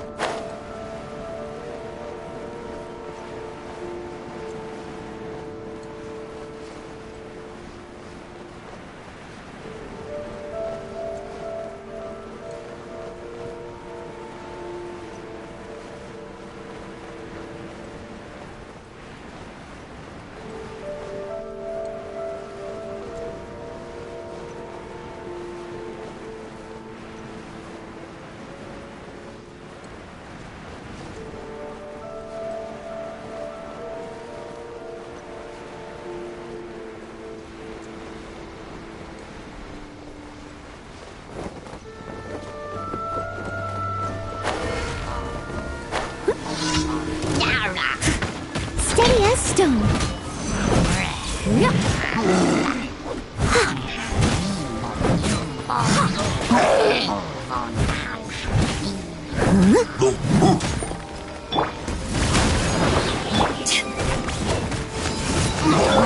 Scatter! I'll catch up. Leave it all to me.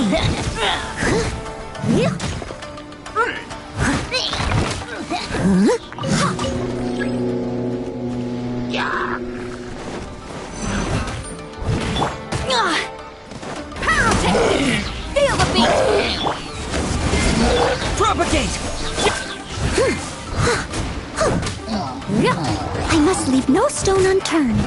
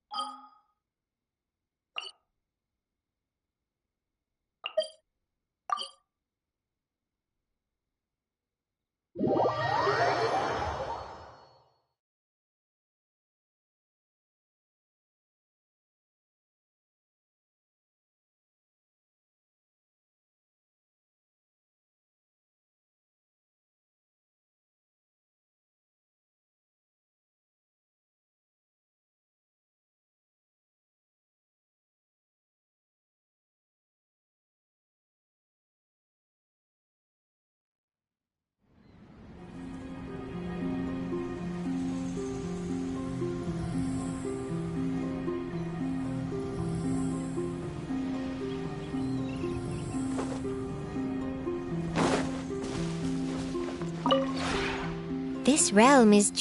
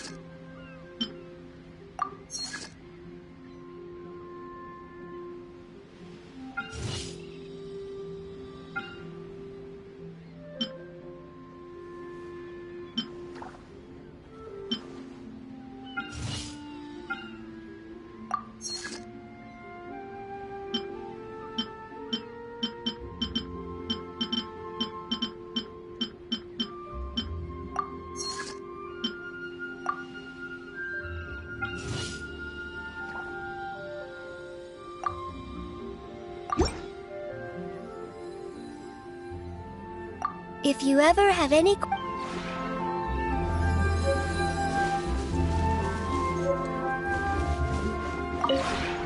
This realm is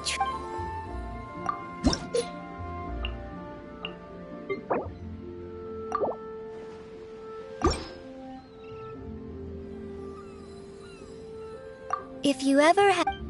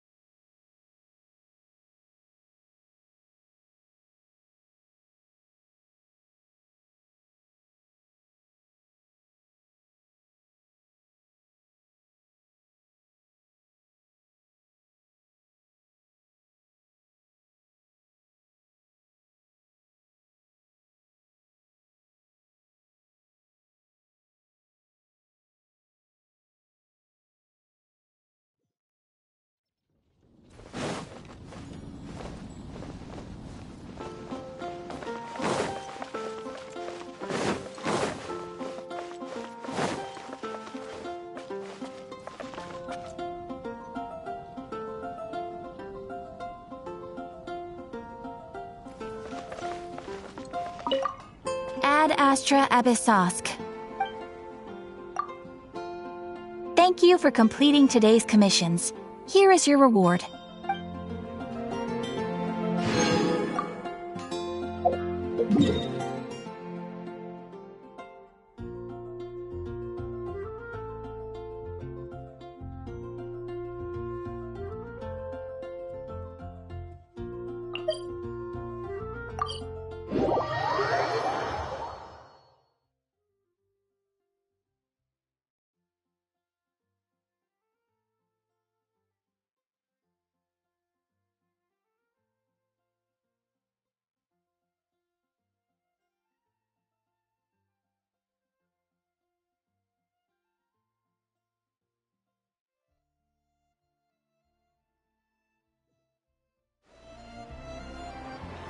Whenever you need me, I'll be there.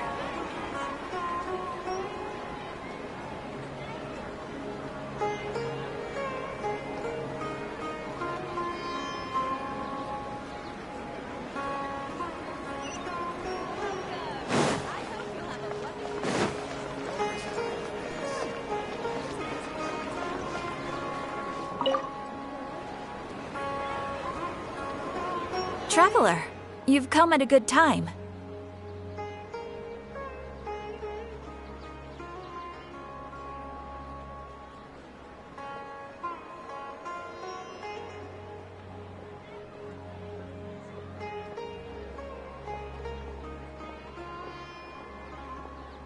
Wait, this sounds like another commission. It is as you say. The commission this time around is of high importance.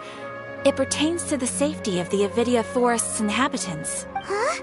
What happened? Not long ago, we received word that a section of the Avidia Forest seems to have become contaminated. Contaminated? You mean a new withering zone? I don't know about the specifics, but I hear that strange things are happening to people who cross through that region. The Avidia Forest inhabitants won't leave their homes so easily. If we allow this contaminated region to expand, the consequences could be unimaginable.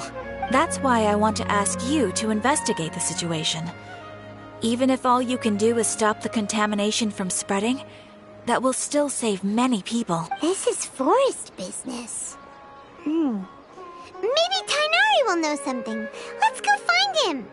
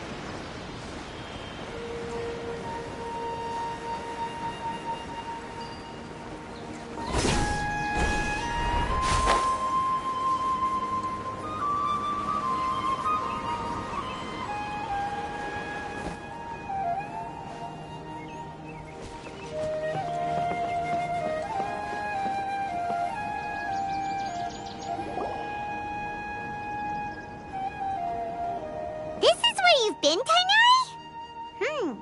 That's... Shh! Keep your voice down.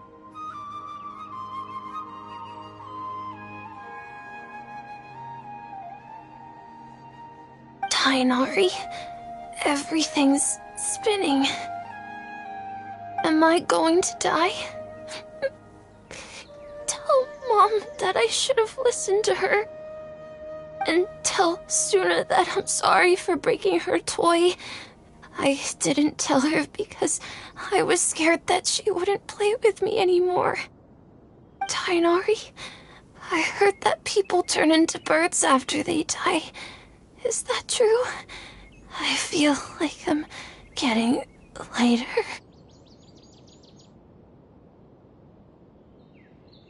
What happened? Tainari, is he? Okay, enough nonsense.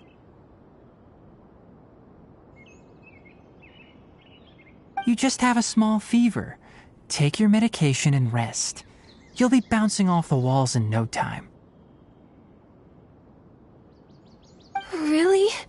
Then, can you keep the thing about the toy a secret for now?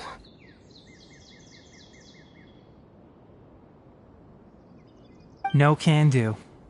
You're a big kid now. Once you've recovered, go and apologize. Keeping secrets to yourself won't solve anything. Oh. Hey, let me ask you something. I recall that you're usually pretty healthy. How did you get this sick all of a sudden? I don't know either. Mom's been telling me not to play in the forest. I just wanted to look inside. It's different from before. I got lost and went around in a huge circle. After I got out, I started feeling dizzy. Could it be?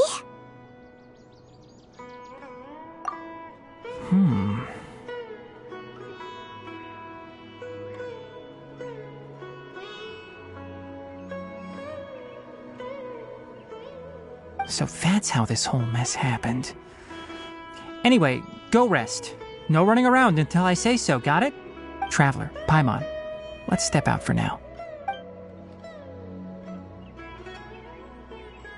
Mr. Forest Watcher, how is my son? I gave him some antipyretics. Let him rest here for a while. I told him that he would feel better after some medicine and rest, but I only said that to comfort him. His symptoms resemble a fever, but something else is causing them. They seem more akin to a disruption in his psyche. Antipyretics won't be of much use. What do we do? Mr. Forest Watcher, you have to help him. If memory serves, a plant called Vasanti grass can help soothe the mind. A small number grow in arid deserts. They usually look like shriveled weeds, but can be revitalized with a splash of water. They're expensive and unable to grow in the Avidya forest's climate, so I don't have any on hand. I'll ask the caravans. Go find Kale, have her prepare medicinal tools and a set of traveling gear for me. All right. Thank you. Contaminated region, huh? Is that why you two are also here? Yep. Is it a new withering zone? Doesn't seem like one. Whether you look at scale, internal conditions, or resultant effects, they're completely different. The only thing they have in common is that they aren't welcome. This nuisance made itself home in the Avidya forest, so I can't turn a blind eye.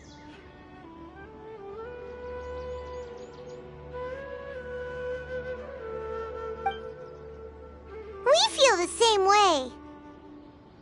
All right. Let's contact the caravans first and purchase some Vasanti grass. We can also ask about the contaminated region. There's no time to waste. We have to move quickly. Let's go.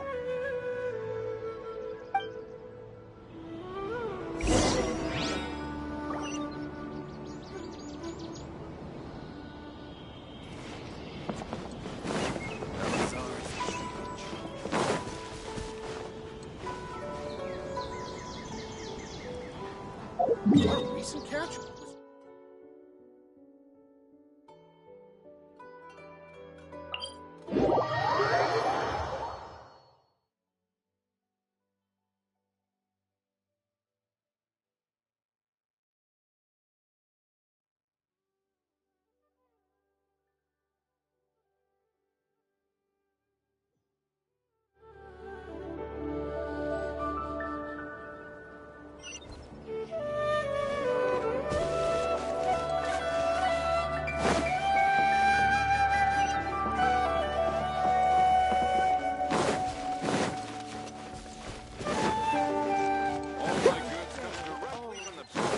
I'll catch up.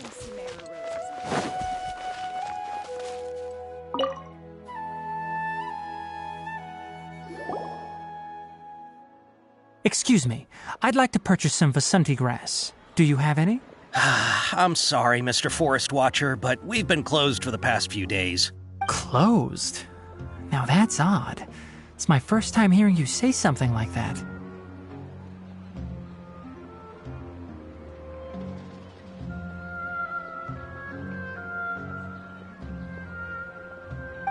It's a long story. Some of our goods were stolen recently. They were mechanical parts that we got from the academia. Although they're old models, they still fetch a good price on the market. Our caravans had to pull together Mora to afford those parts. Now that they've been lost, we'll likely come up short this trip. All the merchants talked it over, and we decided to raise the prices of our remaining inventory. Until this plan takes effect, none of us can privately sell anything. I don't get it. If these goods are so important, then why not think of a way to get them back? Raising prices won't solve anything. At best, you're shoving the consequences of the robbery onto your customers. Mr. Forest Watcher, it's not that we don't want to. It's just the thief disappeared into the deepest parts of the forest. We asked around, and apparently the forest has been very unusual as of late. Anyone who goes in experiences mental anomalies. We can't keep waiting out here for the thief to come out. All we could do is come up with another solution. So the bandit hid in the contaminated region after stealing those mechanical parts. How many people were there in total? Were they not affected by the contaminated region? That crook came from the contaminated region. As for how many, there weren't any people. No people? Even if I tell you, you might not believe me. Fine. The thief that stole our parts was a huge mechanical crab. What the heck? The Avidia Forest has creatures like that? To be honest, I'd rather not think about it. It moved too skillfully to be new at this. It came out of nowhere. Before we could react, it swiped our goods and ran away. We were all shocked. By the time we came to our senses, the thief was already long gone. I see. If we help you retrieve your stolen goods, then business will return to normal? Oh, but of course! Not only that, but you'll become one of our caravan's VIPs on all future purchases of any... Enough. Tell me something that's actually useful. Any leads on that mechanical crab? Maybe one. After our goods were stolen, we specifically got someone to assess the situation. If you're interested, you can go and talk to them.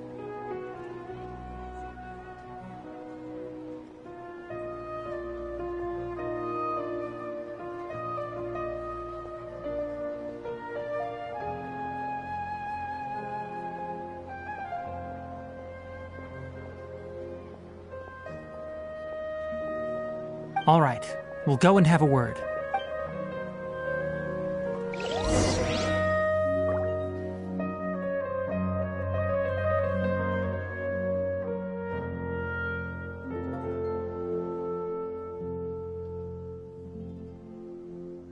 You seem tired. Would you like some tea? I'll brew you some. Do you take sugar? 1 cube or 2?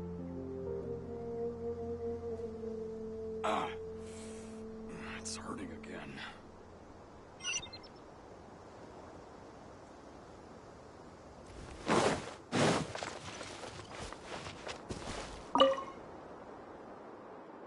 I heard from the caravanners that there have been a lot of robberies lately, but we haven't been affected.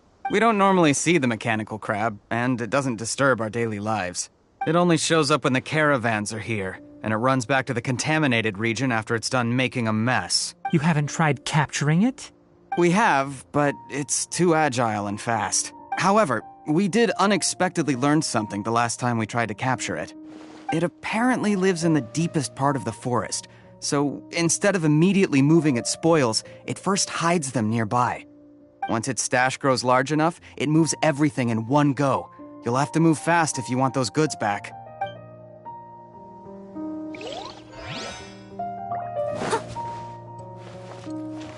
I'll catch up.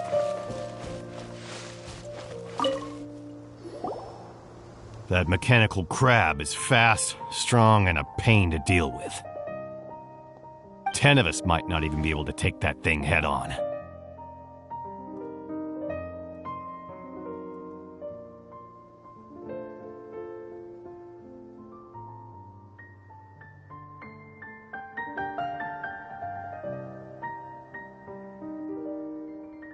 Didn't the Academia ban research on mechanical life forms years ago?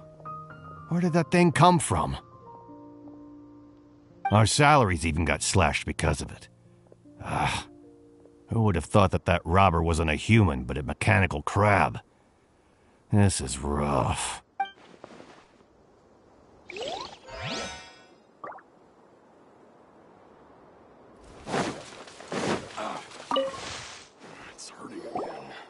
After the goods were stolen, I made multiple inquiries with nearby caravans and residents.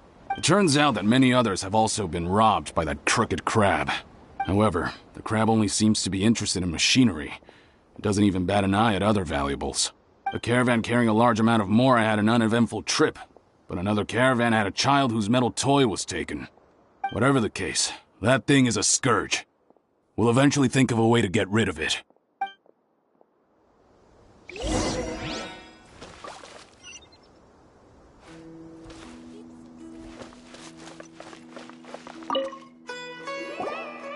How are things? Did you make any progress? We learned of its behaviors, but much still remains unclear.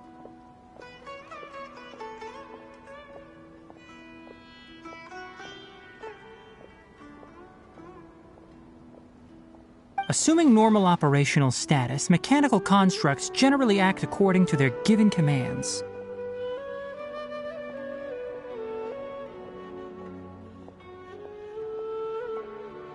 If I were its owner, I'd command it to steal more valuable things. Or the Mora you made. That would be the most efficient method. But it only goes after mechanical components. This doesn't make any sense. Right. It's really weird. So, you all found a way to retrieve our goods? Do you have any more mechanical parts with you? Yes, I still have a small bag of samples. They weren't taken since I keep them on me at all times. Oh, are you planning to... Under constant external conditions, organisms rarely initiate changes in their habits. Here's what we know so far. It has a mechanical composition, it lives in the contaminated region, and it comes out to steal mechanical components. If we have said components, we can lure it out, capture it, and then make observations for further conclusions. Well, chatting like this won't get us anywhere. We're only wasting time. You're right. We don't have any other options right now. This bag of samples is all yours, Mr. Forest Watcher. If you can get our goods back, the caravans will reward you generously. We don't need anything in return, but I'll be keeping this bag. I may have other uses for it later. We'll also need to borrow a sumpter beast. Our act has to be convincing if we want the crab to fall for it. Oh, yeah. No problem at all. If it means getting our things back, you can even borrow me to do whatever you need. I'll have to decline that offer. Anyway, we'll use the mechanical components and sumpter beast to pose as a transiting caravan and lure out the crab. Once it appears, capture it. I leave the timing to you. Don't worry, we're professionals.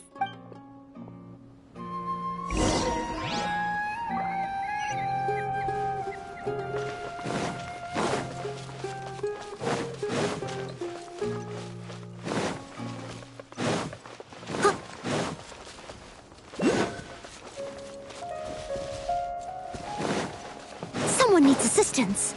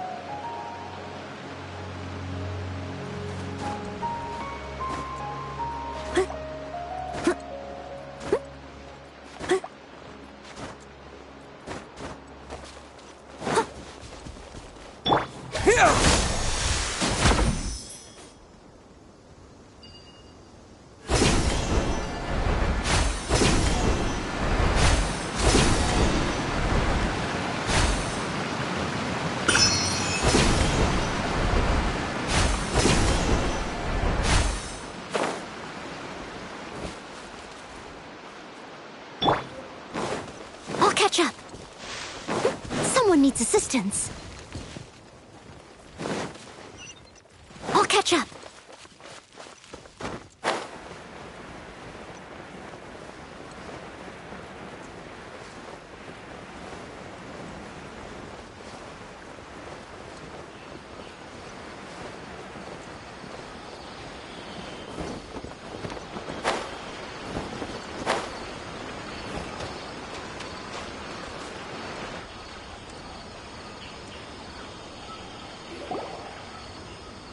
Looking at the trade routes and the contaminated region's current perimeter, the goods were likely stolen somewhere around here.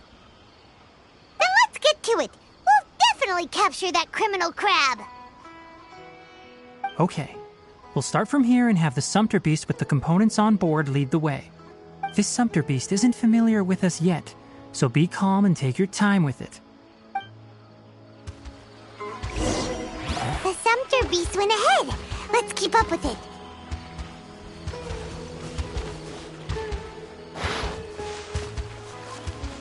Someone needs assistance. Why'd it stop? Looks like it's loafing around. Or maybe it's hungry. The caravanners grew disheartened after their goods were stolen, so they probably didn't feed their animals as scheduled. Let's give it something to eat.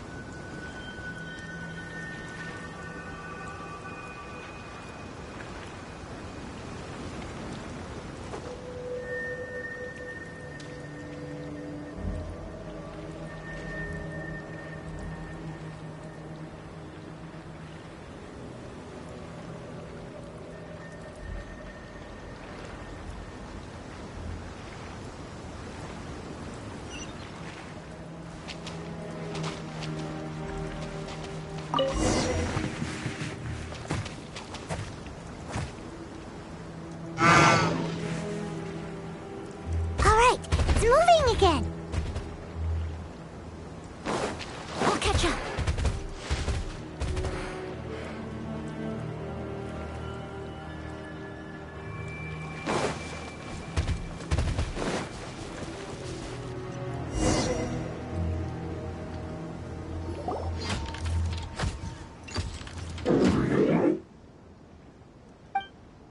Did you hear something?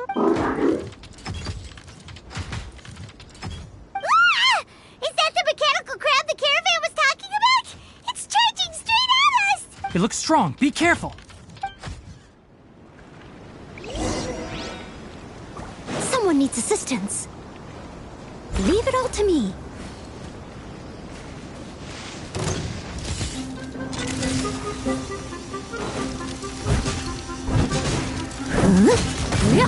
I'll catch up.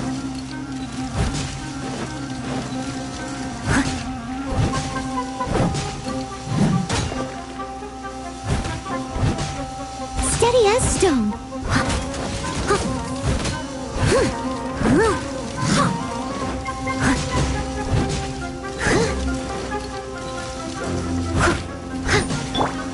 Pyrotechnics! Scatter! Leave it all to me.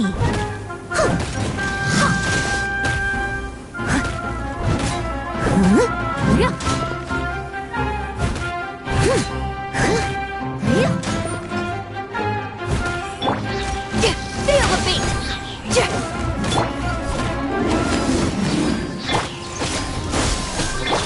I must leave no stone un...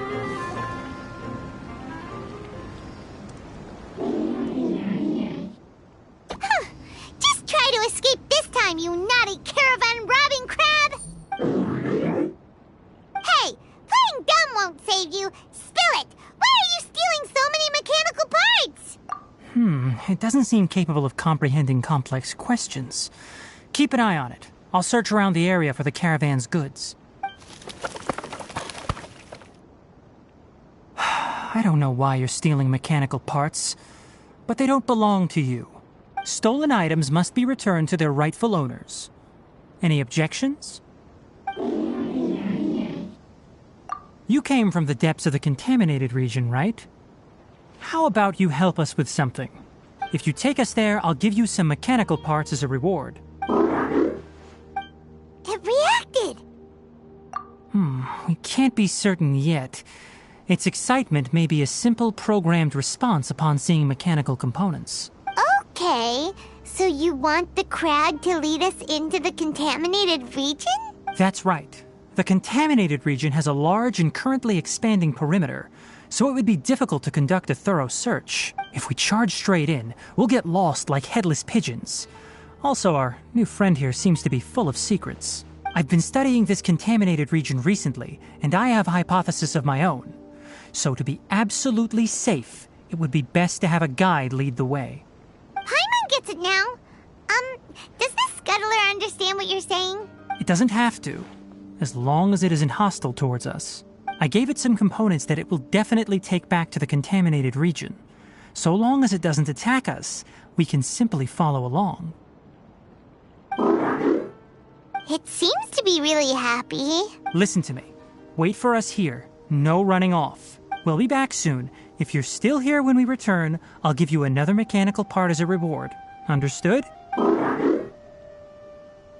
I'm not sure, but our priorities are to retrieve the mechanical components and to purchase Vasanti grass to make medicine with. We should return, but before we do, we need to set up a few traps. Can't have that crab escaping.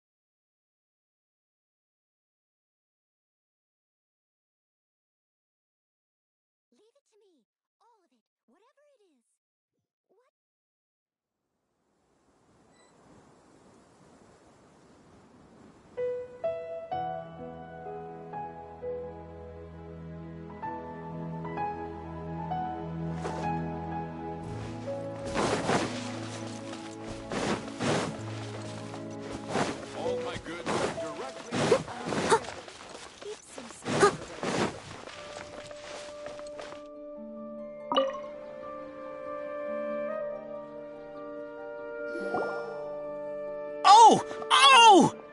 These are the mechanical parts that were stolen! You really got them back for us! Thank you all so very much. I don't know how I can repay you. Wait, didn't you want to purchase Vasanti grass? Don't worry about the price. They're on the house. How many do you need? 2 is enough. No, that won't do. Here, I'll throw in some more. No need. I've already received a reward from you. Reward? You mean that bag of mechanical parts? They aren't worth much compared to this merchandise. But those parts are very useful to me.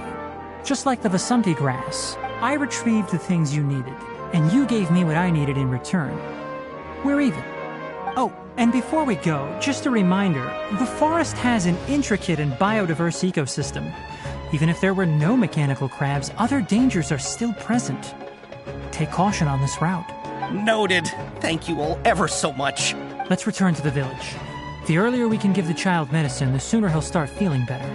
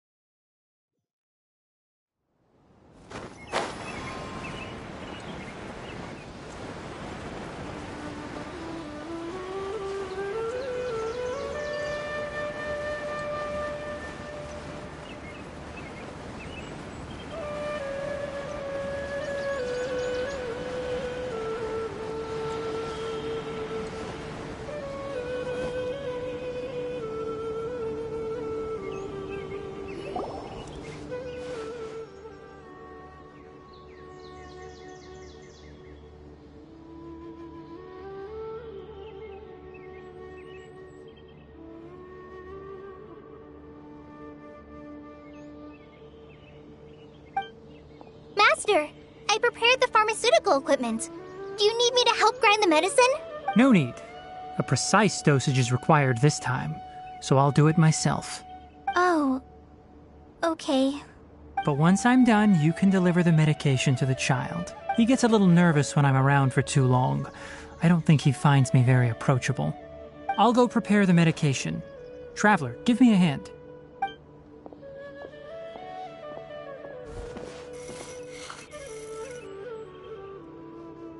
How is he? Doing any better?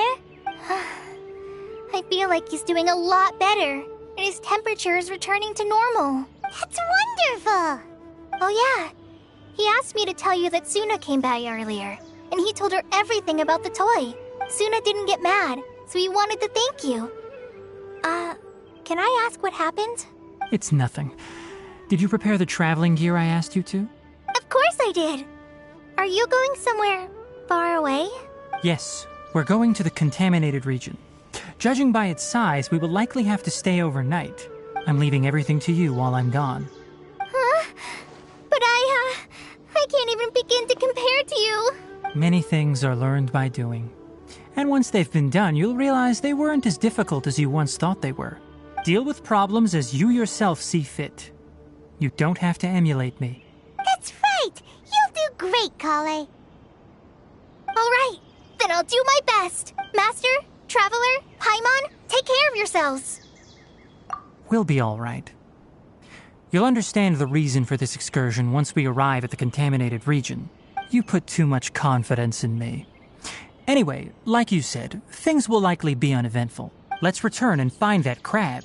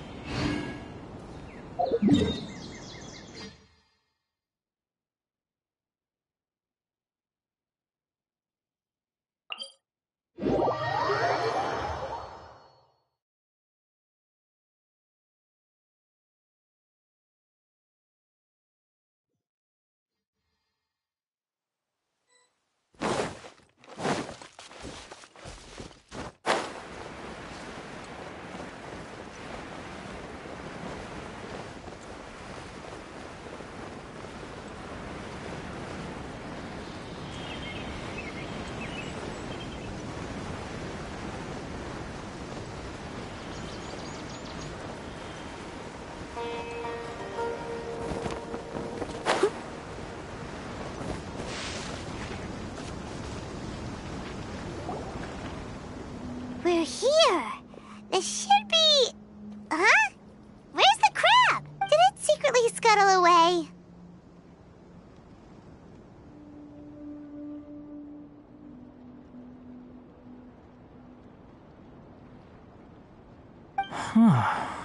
The traps weren't triggered, so it should still be here. Odd.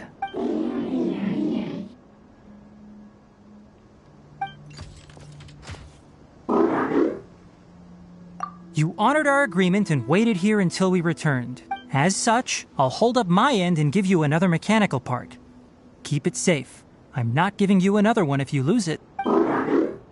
Glad you're satisfied. If you want more mechanical parts, take us deeper into the contaminated region. I want to see what happened there. What caused the Avidya forest to become like this?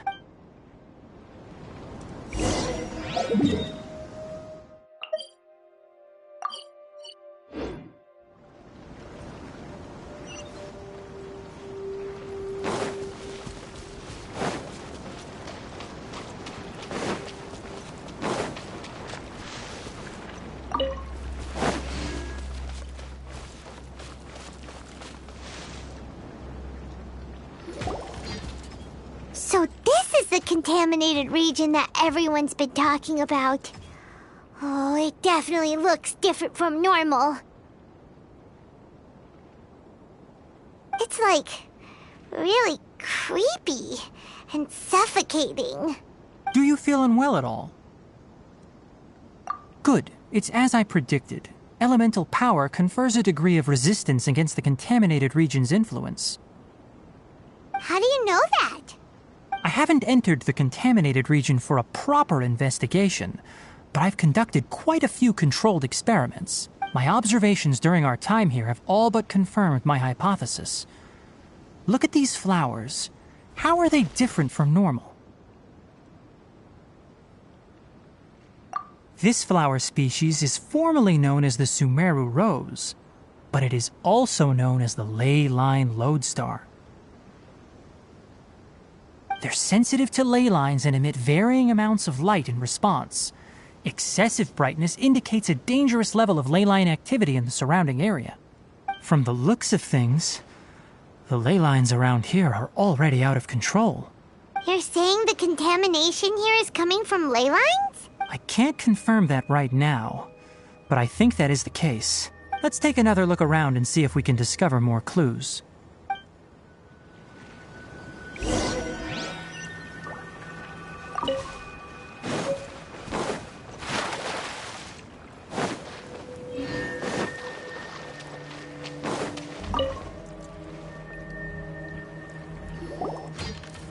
You know, we haven't seen any animals this entire time. The birds used to chirp really loudly, and there were a lot of foxes. This contaminated region currently appears to have a critical efflux of ley line energy, which is probably the root cause of the patient's cognitive disturbances. Some animals have keen awareness. They sensed something abnormal in this area and fled. Leaky ley lines sure can cause a lot of damage, huh? Like how plants have preferred growth conditions, we also gradually habituate to our surrounding environment. Climate, temperature, humidity, intensity of ley line energies. When people live under fixed conditions, they reach a sort of homeostasis with their environment. This equilibrium is broken when the surrounding environment abruptly changes, causing people's bodies to react in abnormal ways. If normal fluctuations in temperature occur, then our bodies automatically adjust. However, the average person cannot adapt to changes in ley line energy, and so they fall ill. Then why are we okay? I'm not sure why you are, but he and I are fine because our elemental capabilities allow us to adapt to this kind of change. Of course, it's not a good idea to spend too much time in areas with concentrated ley line energy. The only one who can freely traverse this place is probably the mechanical crab. That's about it for the investigation. Help me find an open space. I want to test something.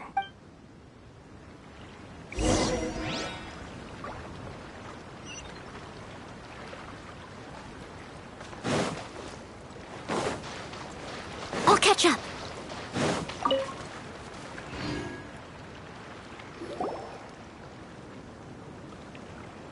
Environment, no wind. Target parameters, normal. Setup complete. Excellent. Looks like it's working. What's this? A purification device that I made. It can absorb excess ley line energy and temporarily stabilize an area. What a neat thing! Let's set up more and cover the entire region! I wouldn't mind if that would actually work. Unfortunately, once this contamination is present, it isn't something that a few purification devices can fix. The purification devices have their limits. At best, they can only prevent the contaminated region from expanding temporarily. If we want to permanently eradicate the contamination from the ley line effluents, we'll need to tackle the source. That's right.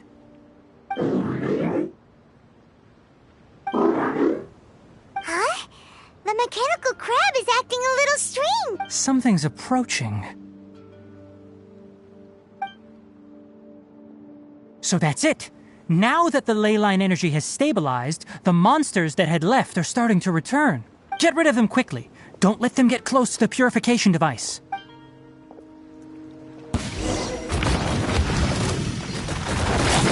Steady as stone.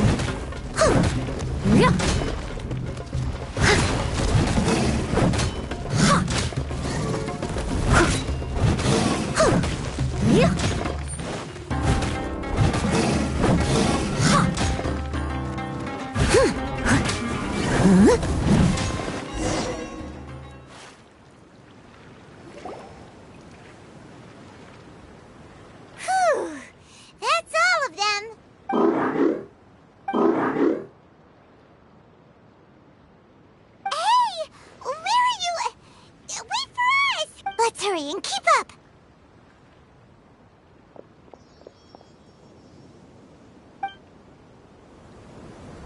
mechanical crab went that way! Let's keep... Help! Help!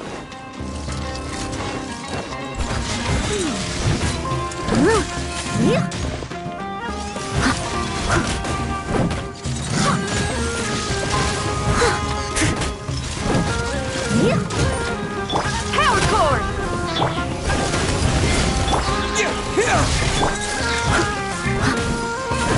I must leave no stone unturned.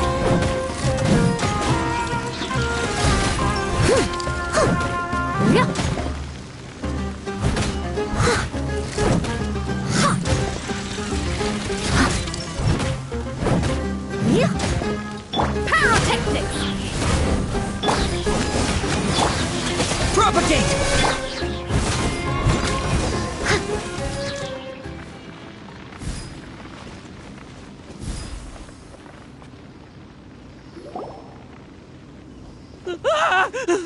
Spare me! Please spare me! Hey, are you okay? These injuries are superficial. Don't move, I'll patch you up.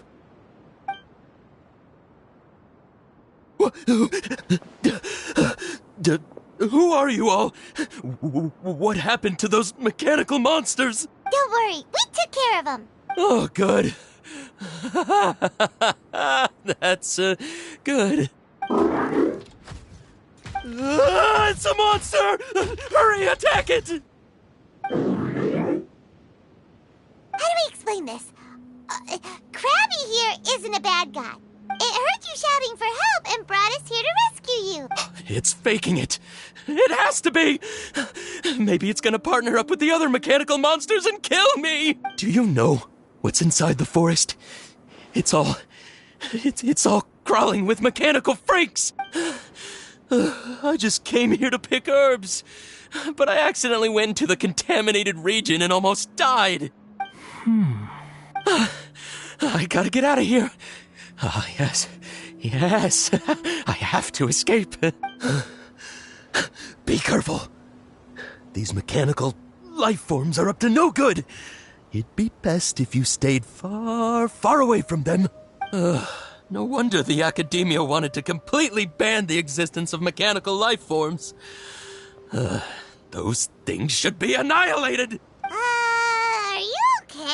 His inarticulate speech and bodily tremors indicate psyche disruption. He's been inside the contaminated region for too long. We've purified the ley line energy over there. Follow this path out and you'll soon see the village. At that point, someone will bring him to Kale for help. I already prepared medication that will return him to normal.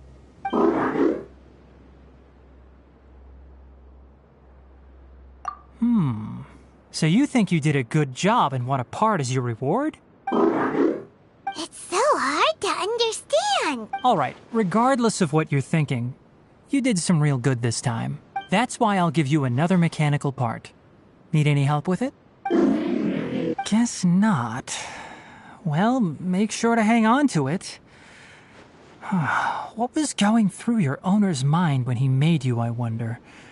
You're like a giant mechanical crab on the outside and a fluffy little hamster on the inside. And also, how do you feel about that person saying that you're as evil as the other mechanical life forms? Okay, it definitely doesn't understand you.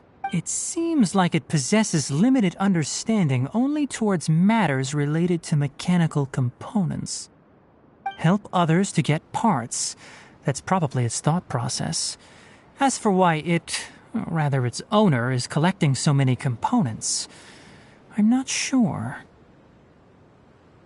It's getting late, so let's set up camp for the night.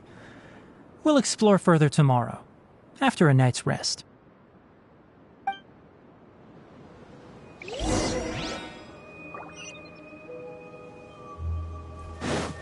Hey, over here! Come on, you big lummox, raise your head and look up!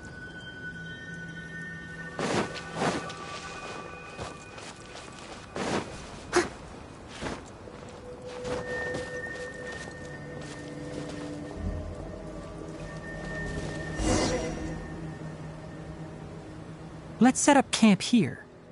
All right. Paimon also thinks it's a good spot. Oh. Any particular reason? This place is perfect to put up a big tent. We can also set up a cooking pot and cook tons of delicious food. You're not wrong, but the primary reason for choosing this place is because its higher elevation keeps us away from the water vapor below. Rainforests are very wet. You should always be careful when spending the night in damp places. For the next tasks at hand, let's divide and conquer. I'll set up the tent, you'll be in charge of making the fire, and Paimon will forage for edibles nearby. Leave it to Paimon. Paimon's a pro. I'm not expecting that much. Just do what you can. That's right. You can use rushes to start a fire in the wilderness. Their piths are relatively dry and can be readily set aflame. The downside is that they produce a lot of smoke. Traveler, Tainari, Paimon couldn't find any food. Paimon didn't know that rainforest had so many interesting plants until we came here.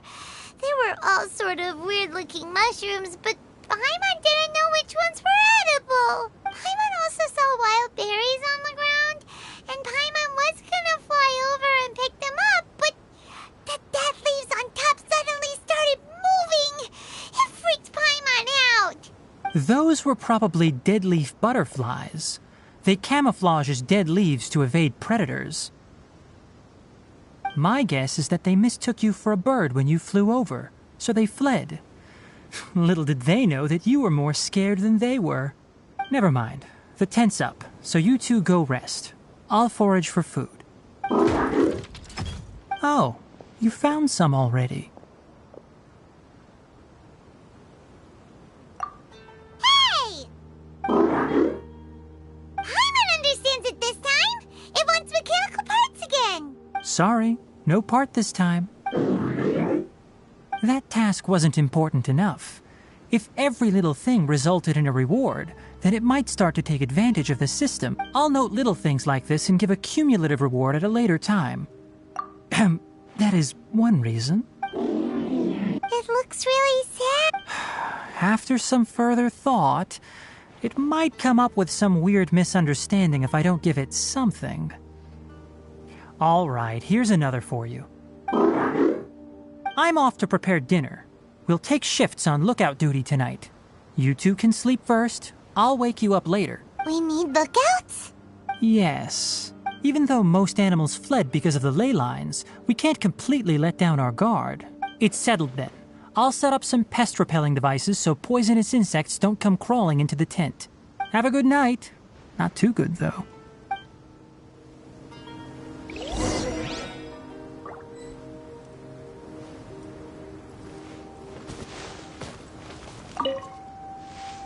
Paimon's getting sleepy. Is this because of the ley lines? It's been a while since we camped outside like this. This feels like when we just started adventuring together. Nighty-night.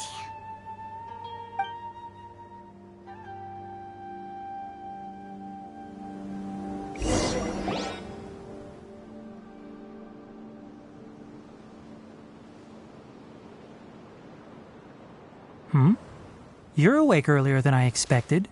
Did you sleep well? That's good. I was worried that you two wouldn't be able to sleep, so I specially used 2 of my homemade incenses. Don't worry. They're made from all natural ingredients. They have a light fragrance and aren't harmful to the body. Speaking of which, have you seen the crab? It was scampering around over there just now, but I don't know where it went. So you can tell. My suspicion is less towards the crab and more directed to its unrevealed owner. A ley line effluence of this magnitude occurred without any warning. Someone probably disrupted the natural flow of the ley lines. Until we fully understand the situation, take extra caution. The academia has banned mechanical lifeform research for years, so the origin of these creatures is very suspect. Topics related to mechanical lifeforms were popular in the Spontama for a time, Some of my juniors had also thrown themselves into such research. They proposed an intriguing idea. Use our knowledge to create a new and practical life form that could help humanity conquer nature. However, no matter which modules or parts are installed, a machine is innately a construct that receives and executes commands. They can never possess self-awareness like us or other living organisms. In their pursuit to discover the differences between mechanical and biological life forms, zealous researchers performed unregulated vivisections and other absurdly cruel experiments on animals. Research on mechanical life forms was thus banned. The irony is that the researchers became even more impetuous afterward. Who knows? Maybe this subject will be unbanned in a few years. That's a difficult question to answer. I'm interested in the topic of mechanical life, but I don't like the researchers' attitudes. It's just my personal opinion. My ancestors and the Veluca Shuna of the desert coexisted together and supported one another. The bloodline of my people was born from this symbiotic relationship. So to me, all life is important. To understand life, you must first respect it. Life is not an expendable commodity, and knowledge should not be wielded like a scepter. These are the points of contention I have with some researchers, and why I left the academia. By placing yourself above other life forms, what kind of results do you expect to get from researching pure life with impure intentions? Really?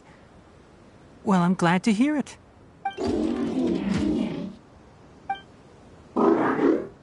Coffee?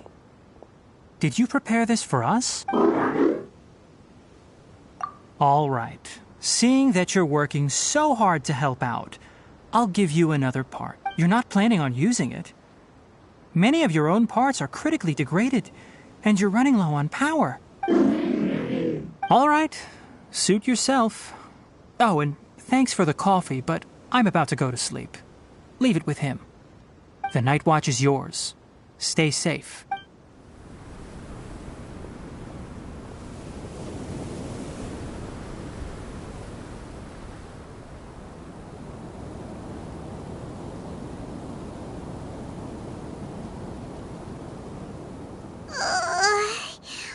Sorry.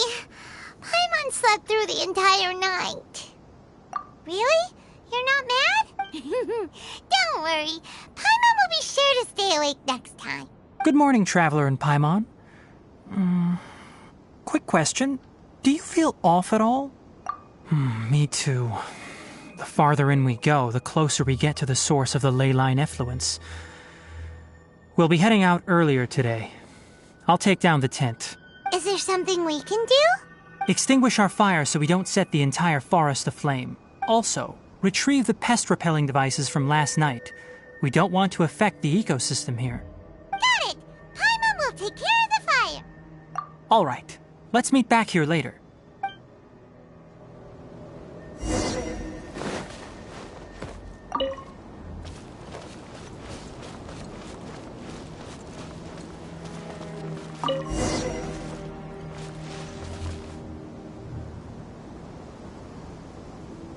All right. It's about time to head out. As we go further in, we may encounter more berserk machines. The effects of the ley lines will also increase.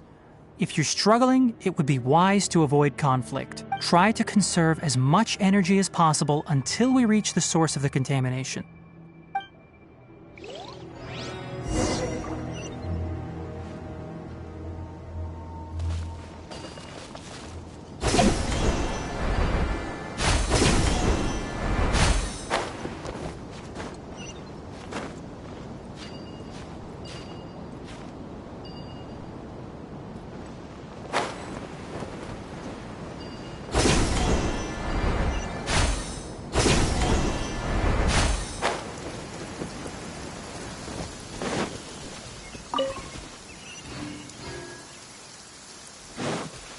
Oh dear! Everyone's laundry is still on the line. May I be excused to fetch it in?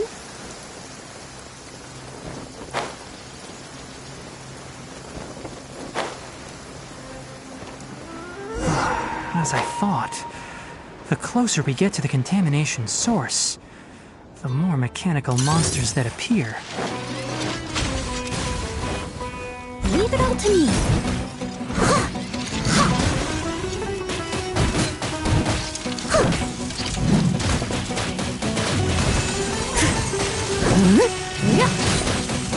Power core!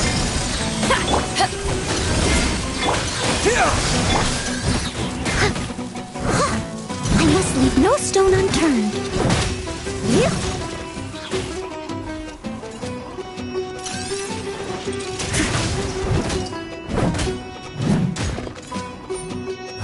Pyrotechnics!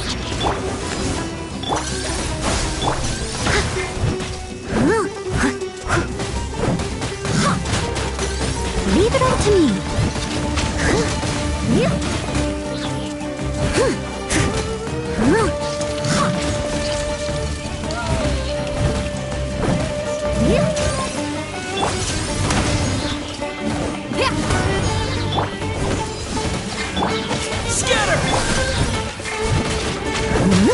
I must leave no stone unturned. I'll catch up.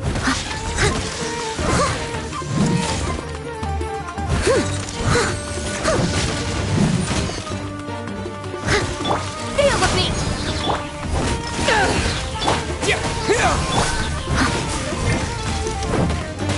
Leave it all to me.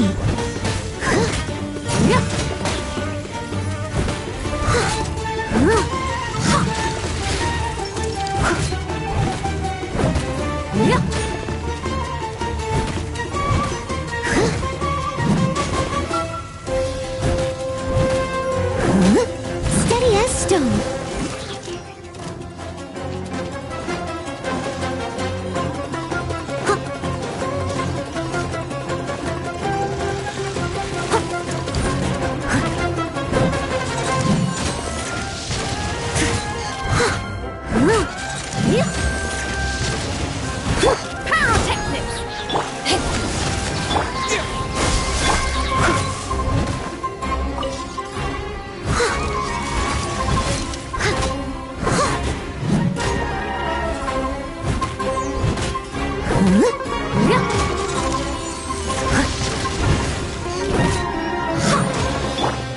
Power core! Propagate! Leave it all to me.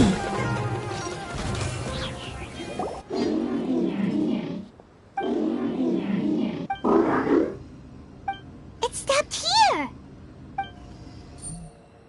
Upon closer inspection, the plants here are really different. Ley line energies are also stronger here. This may be the place we've been looking for. Ready yourselves. We're going in. Someone needs assistance.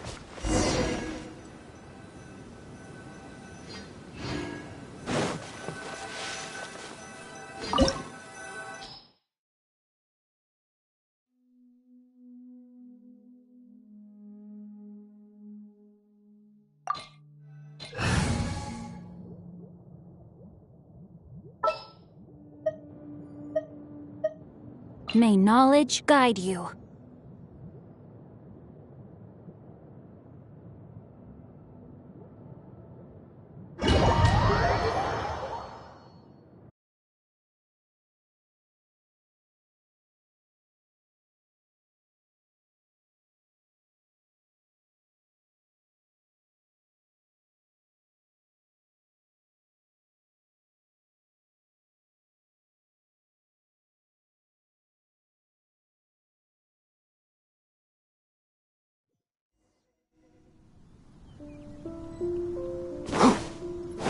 There's a ton of mechanical monsters here.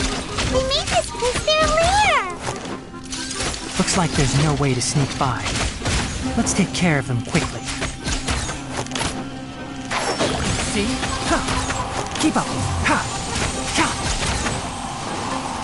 Cha! Ha! Hoo! Hoo! Cha! Cha! Ha! Cha! Enshroud! Ha! Hoo! Cha! Cha! Cha!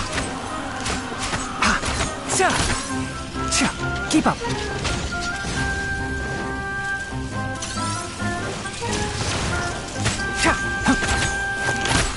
One with the forest!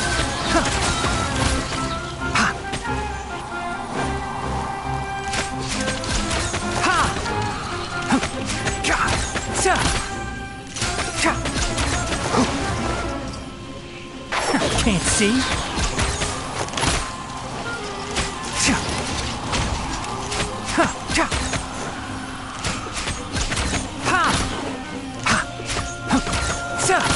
Keep up! One with the forest!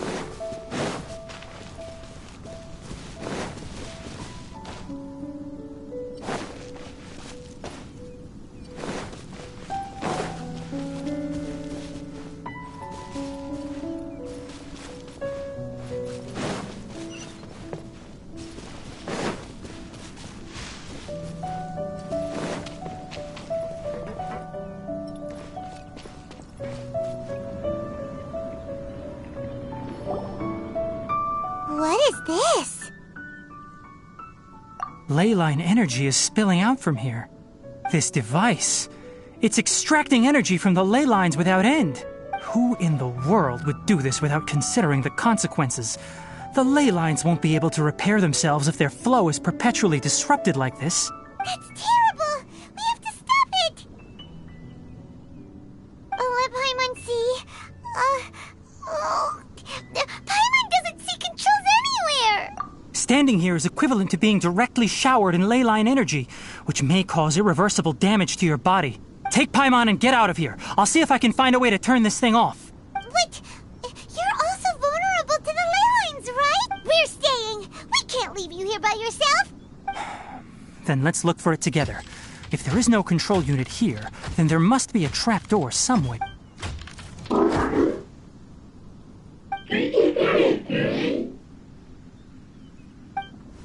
You know where it is? Hey, wait for us!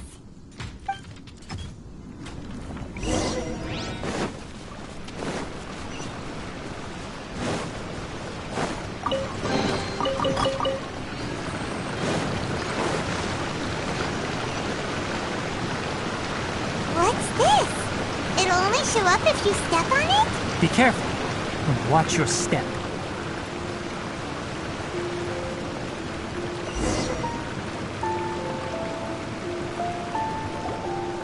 Look! Someone's here! Are you the one that's taking the ley line's energy? Turn off that machine now! Why aren't you saying anything? Too ashamed? His body is cold. It's emaciated, and his eyes are sunken, likely from chronic malnourishment and stress. He collapsed and never got back up. What exactly happened here? Almost forgot about you. Here, this is the last one. What is it doing?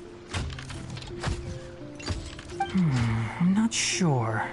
Judging by this room's layout, this place was a laboratory. We should find a repository of research documents if we keep going. The file room will definitely give us some clues, so let's go take a look. Maybe we can piece together what happened here.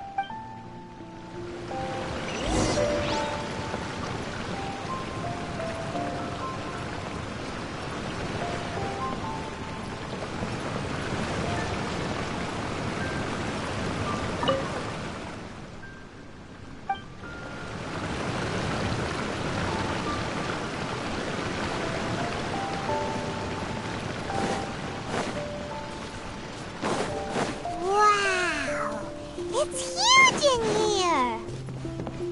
This place is a natural hiding spot with how hidden it is. The pipes continue further. Let's head in.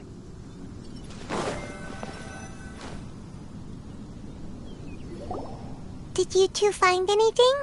There are a lot of lab notes, but it would take way too long to read through them all. I found a tape recording used for an experiment, and based on its serial number, it's from 2 years ago. Tape recording? Yes, the Spontama created a device that visually records experiments and consolidates the final production into a tape. However, these devices are expensive to make and aren't entirely stable. That's why they are only used in some laboratories and do not see wider usage. Come on, let's watch it. Hold on, let me figure out how to play the tape. It goes in there. Ah, okay, this should do it. Kakata? Kakata? Seriously, I look away for 1 second and you're gone? There you are. Look here. This is our new home. I, Abatui, will unleash my talents here and amaze those ancient fossils at the Academia. Oh, you're also quite happy. Kakata, do you know what we're about to do? Yes, I thought not. Listen up, Kakata. I'm going to make a mechanical life form that can be mass-produced. The technology will be unlike anything else that exists. I'll use mechanical organs, and electric currents will course through them like blood. A steel-cast heart that will beat forever, and a brain of myriad components that can think like mine. Inspiration from the ruins and the research that the Academia had banned. I hope everything can start anew from this place.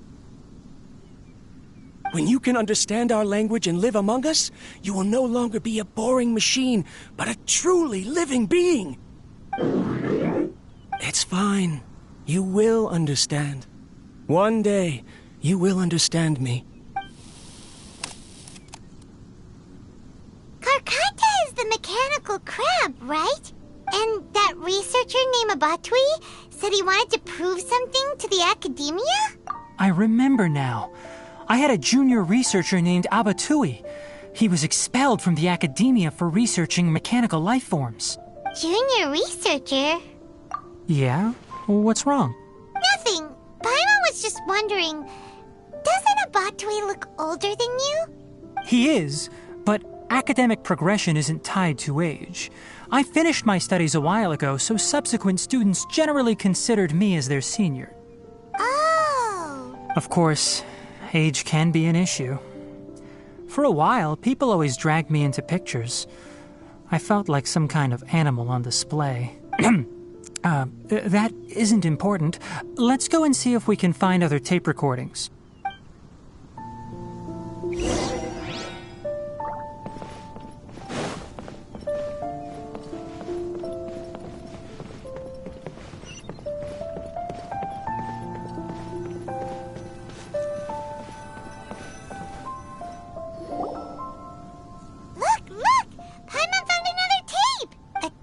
Written on it.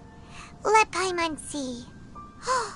It's from a half a year ago! That's quite the time gap. I wonder what happened in between.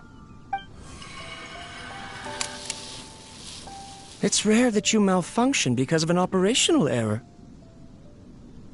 Seems that making coffee is still somewhat difficult for you. Or is there an issue with my set parameters? All right, there you go. Water entered the chela and caused it to short-circuit, so it couldn't receive signals from the ganglion. Look at me, talking to you like this. You can't understand me anyway, can you? It's fine. I swapped in some new parts, so you should be all right now. Try moving around. Everything in working order? Be more careful next time. We're tight on money right now, so we don't have a lot of parts or power to spare. I'm glad. Karkata, did you know?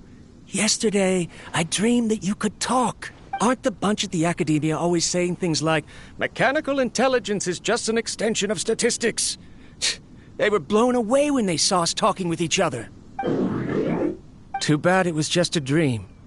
Forget holding a conversation with me. You're so simple that you probably wouldn't even notice if I died. Never mind. I should probably be worrying about next month's power. After Abatui left the academia, everyone lost contact with him. I thought he was so despondent that he gave up on researching mechanical life forms. Instead, he had holed up here and continued his experiments. Paimon doesn't feel like he's a bad person. He even changed out Karkata's broken parts. Why would he... Let's keep looking around.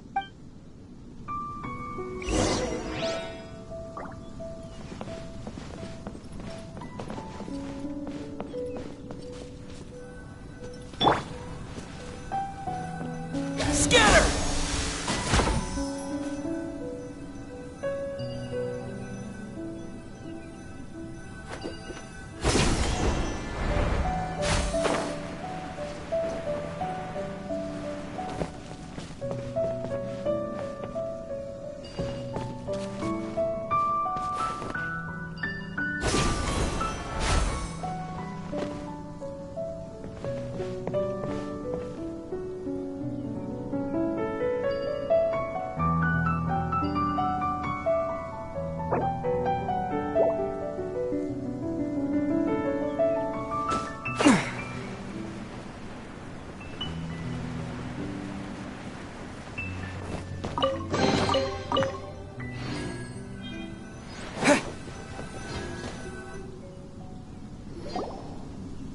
Following the serial numbers, the next recording should be here. The writing is sloppy. Perhaps his state of mind had changed. There's also an undated tape in the wrong spot. Doesn't seem like Abatui put it there. Maybe Karkata helped him with sorting. It's hard to say. These are the last 2 tape recordings. Let's watch them.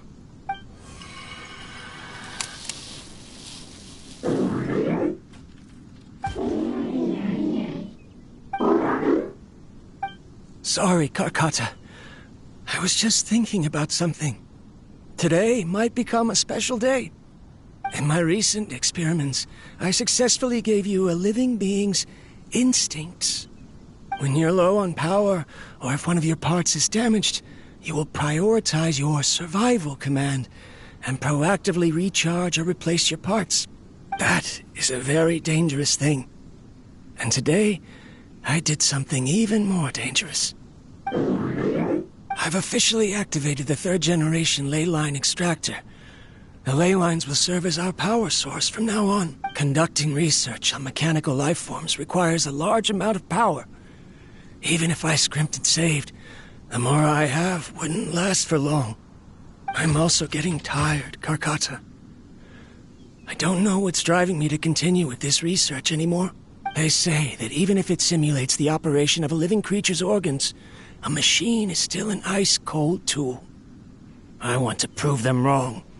I want to turn you into a living, breathing, and talking being. I'm not talking about anything cheerful, Karkata. Modules for language, emotion, and movement. I've been working my absolute hardest to augment and refine your functionalities, but I've never seen an effective response. You are my finest success, but even you can't understand me. All you can do is execute limited responses based on preset commands or keywords. Karkata, I wish you could speak to me, even just once. Yes, you cannot understand me, so you cannot answer me either. It is what it is.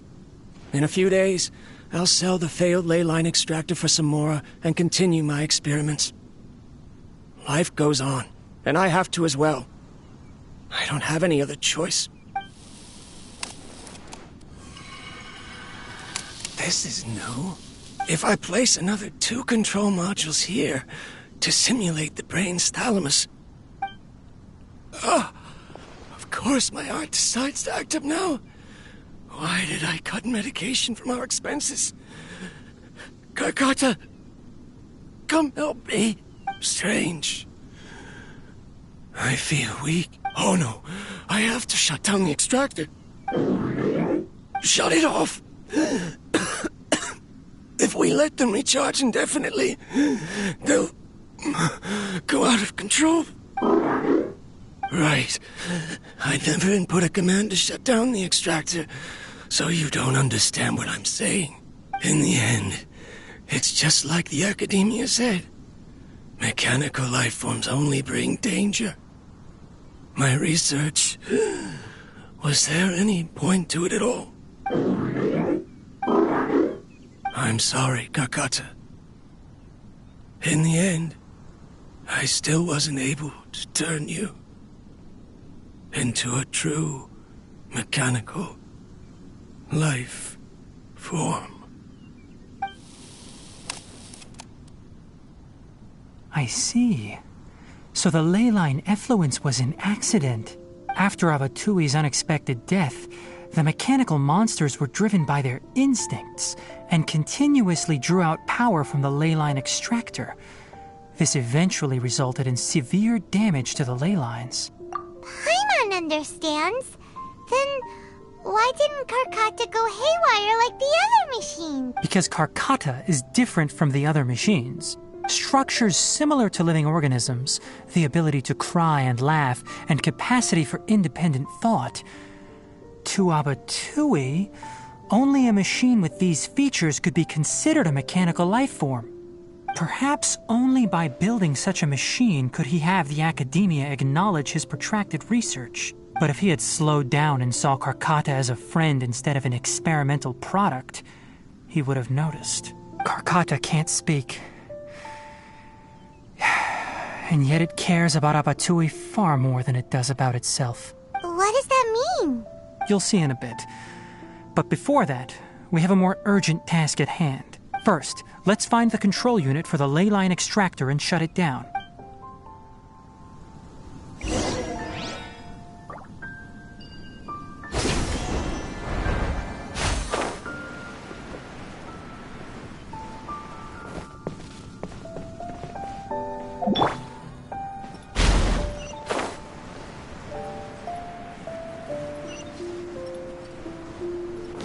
More of this transparent flooring. It feels like a maze.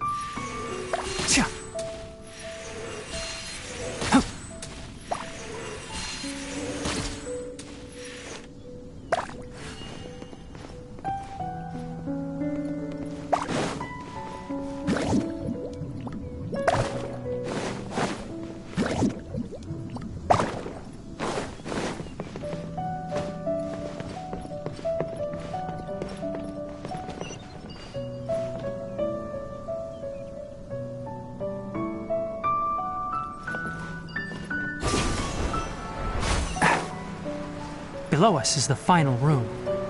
The control unit is likely in there. The way ends here. Wanna try jumping down?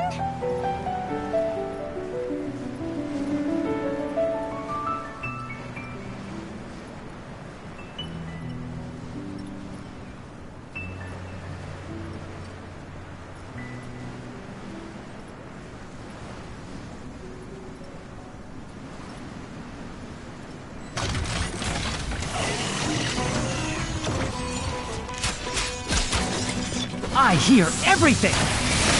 Can't see?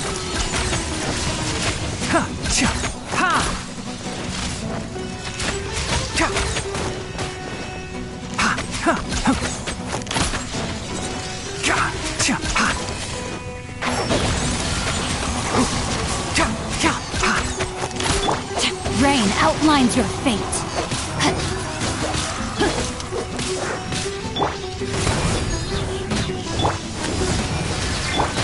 Propagate!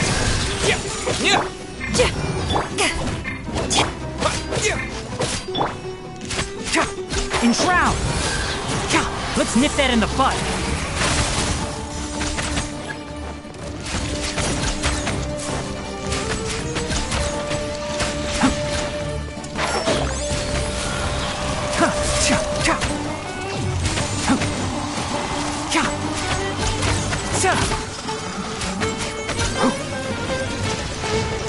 One with the forest.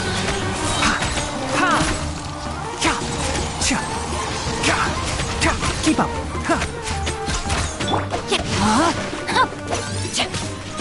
Rain cutter. Pyrotechnic.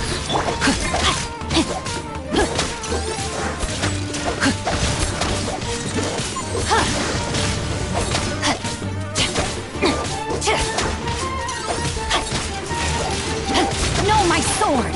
Rain outlines your fate.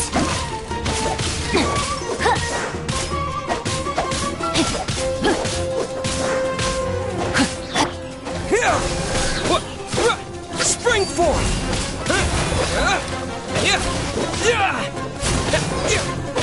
Scatter!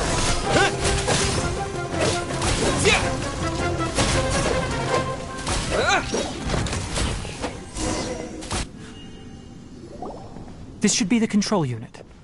Once we turn it off, the ley line extractor should also shut down.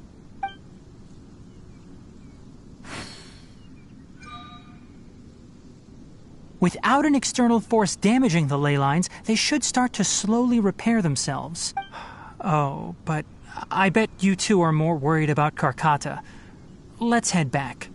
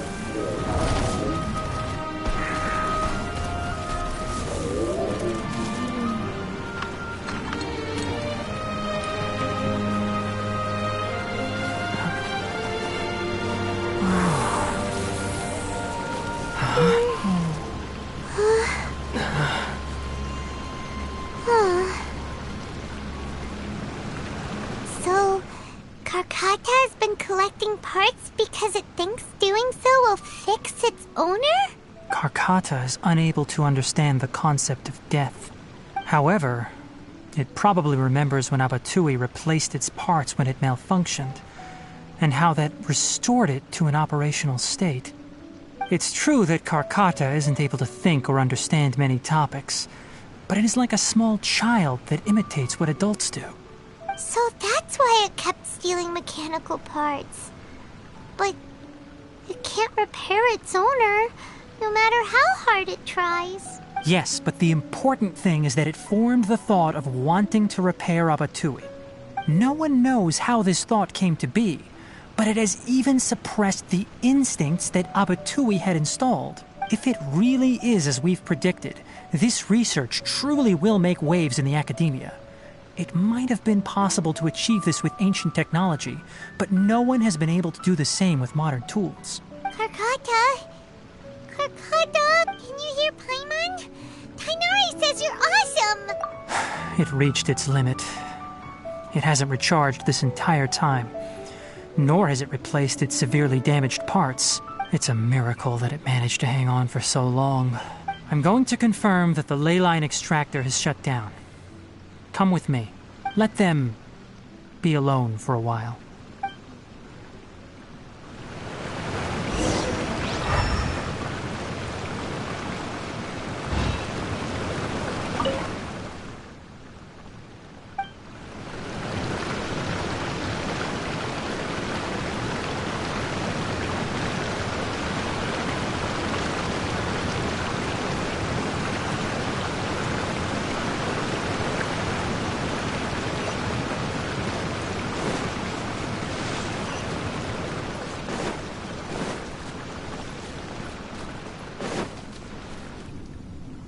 The ley line extractor has ceased operations. Traces of ley line energy are still in the atmosphere, but the effluence's source has been stopped. The purification devices will handle the rest. Moving on, those affected by the ley lines need immediate care. We'll put up an announcement on the bulletin board about the dangers of entering the contaminated region, and for symptomatic individuals to find Kale. According to the Academia's policies, we need to bring everything back. Research materials related to mechanical life forms will be destroyed, and Karkata will be disassembled and sealed away. What the heck? You two should return first. I'll take care of things here. Although we've stopped the source of the effluence, the ley line energy in the air exceeds normal values. Your bodies won't be able to hold up if you continue to stay here. But... Listen, the Traveler hasn't rested very well, right? Also, it'll take some time to pack up all the research documents. You're not familiar with this research after all, so you won't be of much use here. Tell the Adventurers Guild that the incident has been resolved, and then get some sleep. We can discuss matters tomorrow. Oh, and don't talk about Abatui. The fewer that know about mechanical life form research, the better. All right. Then let's go back to Catherine.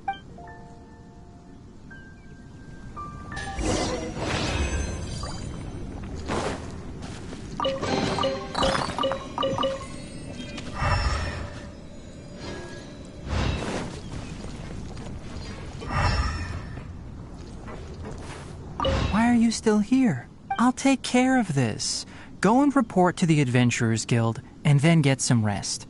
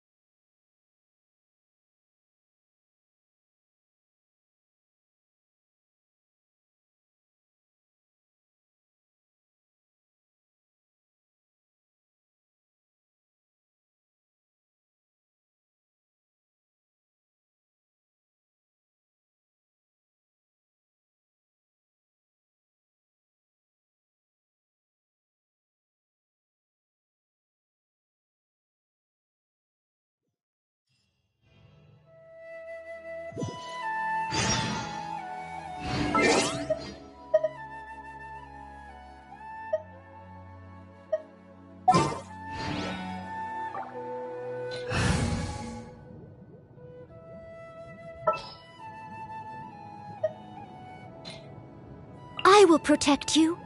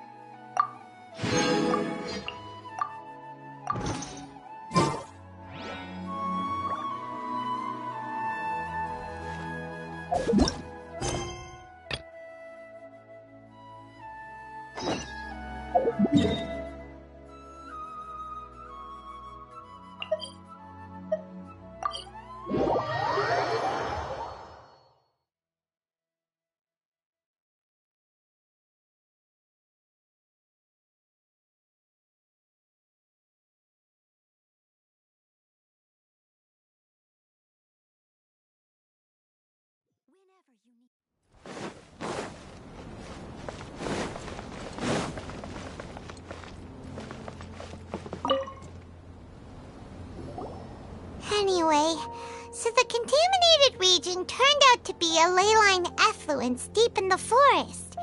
Things are already getting back to normal. I see. Thank you for your hard work. Once the excess ley line energy dissipates from the air, we should be able to make an announcement for residents to resume their normal activities. This is the stipulated reward. Please accept it. Is Karkata going to be sent back to the academia? It's already damaged, but Paimon feels sad thinking about it getting disassembled. Oh, then how about we find Tainari tomorrow and ask him not to do that? Paimon really wants to go right now, but Tainari said that we would discuss matters tomorrow. We'll probably make him mad if we go now, huh? Alright then, we'll find Tainari tomorrow and tell him not to disassemble Karkata.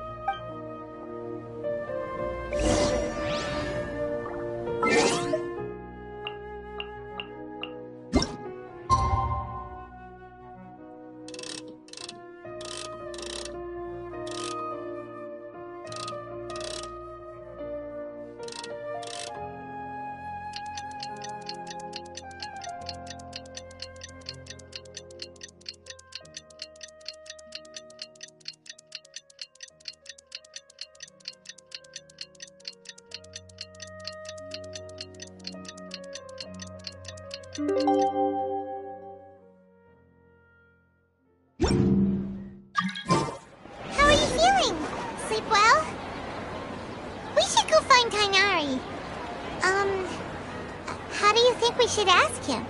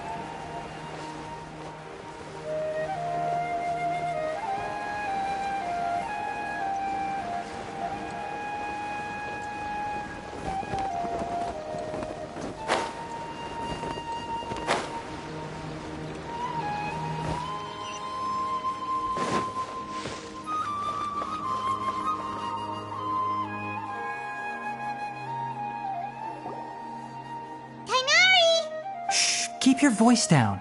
The lilac daphne, a daphne of the genus Thameliaceae, has a strong anticonvulsant effect, can be made into an anesthetic powder.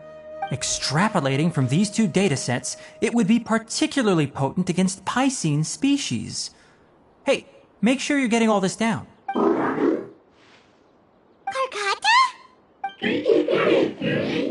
I thought I told you all to keep your voices low.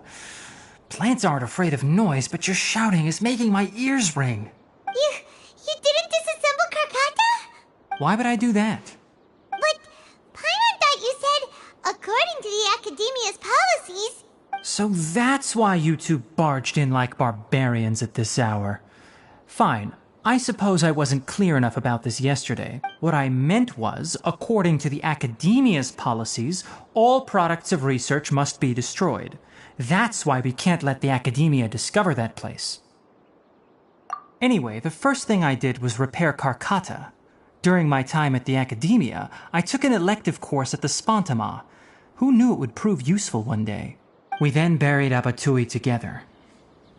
After organizing the research materials, I kept some as a souvenir.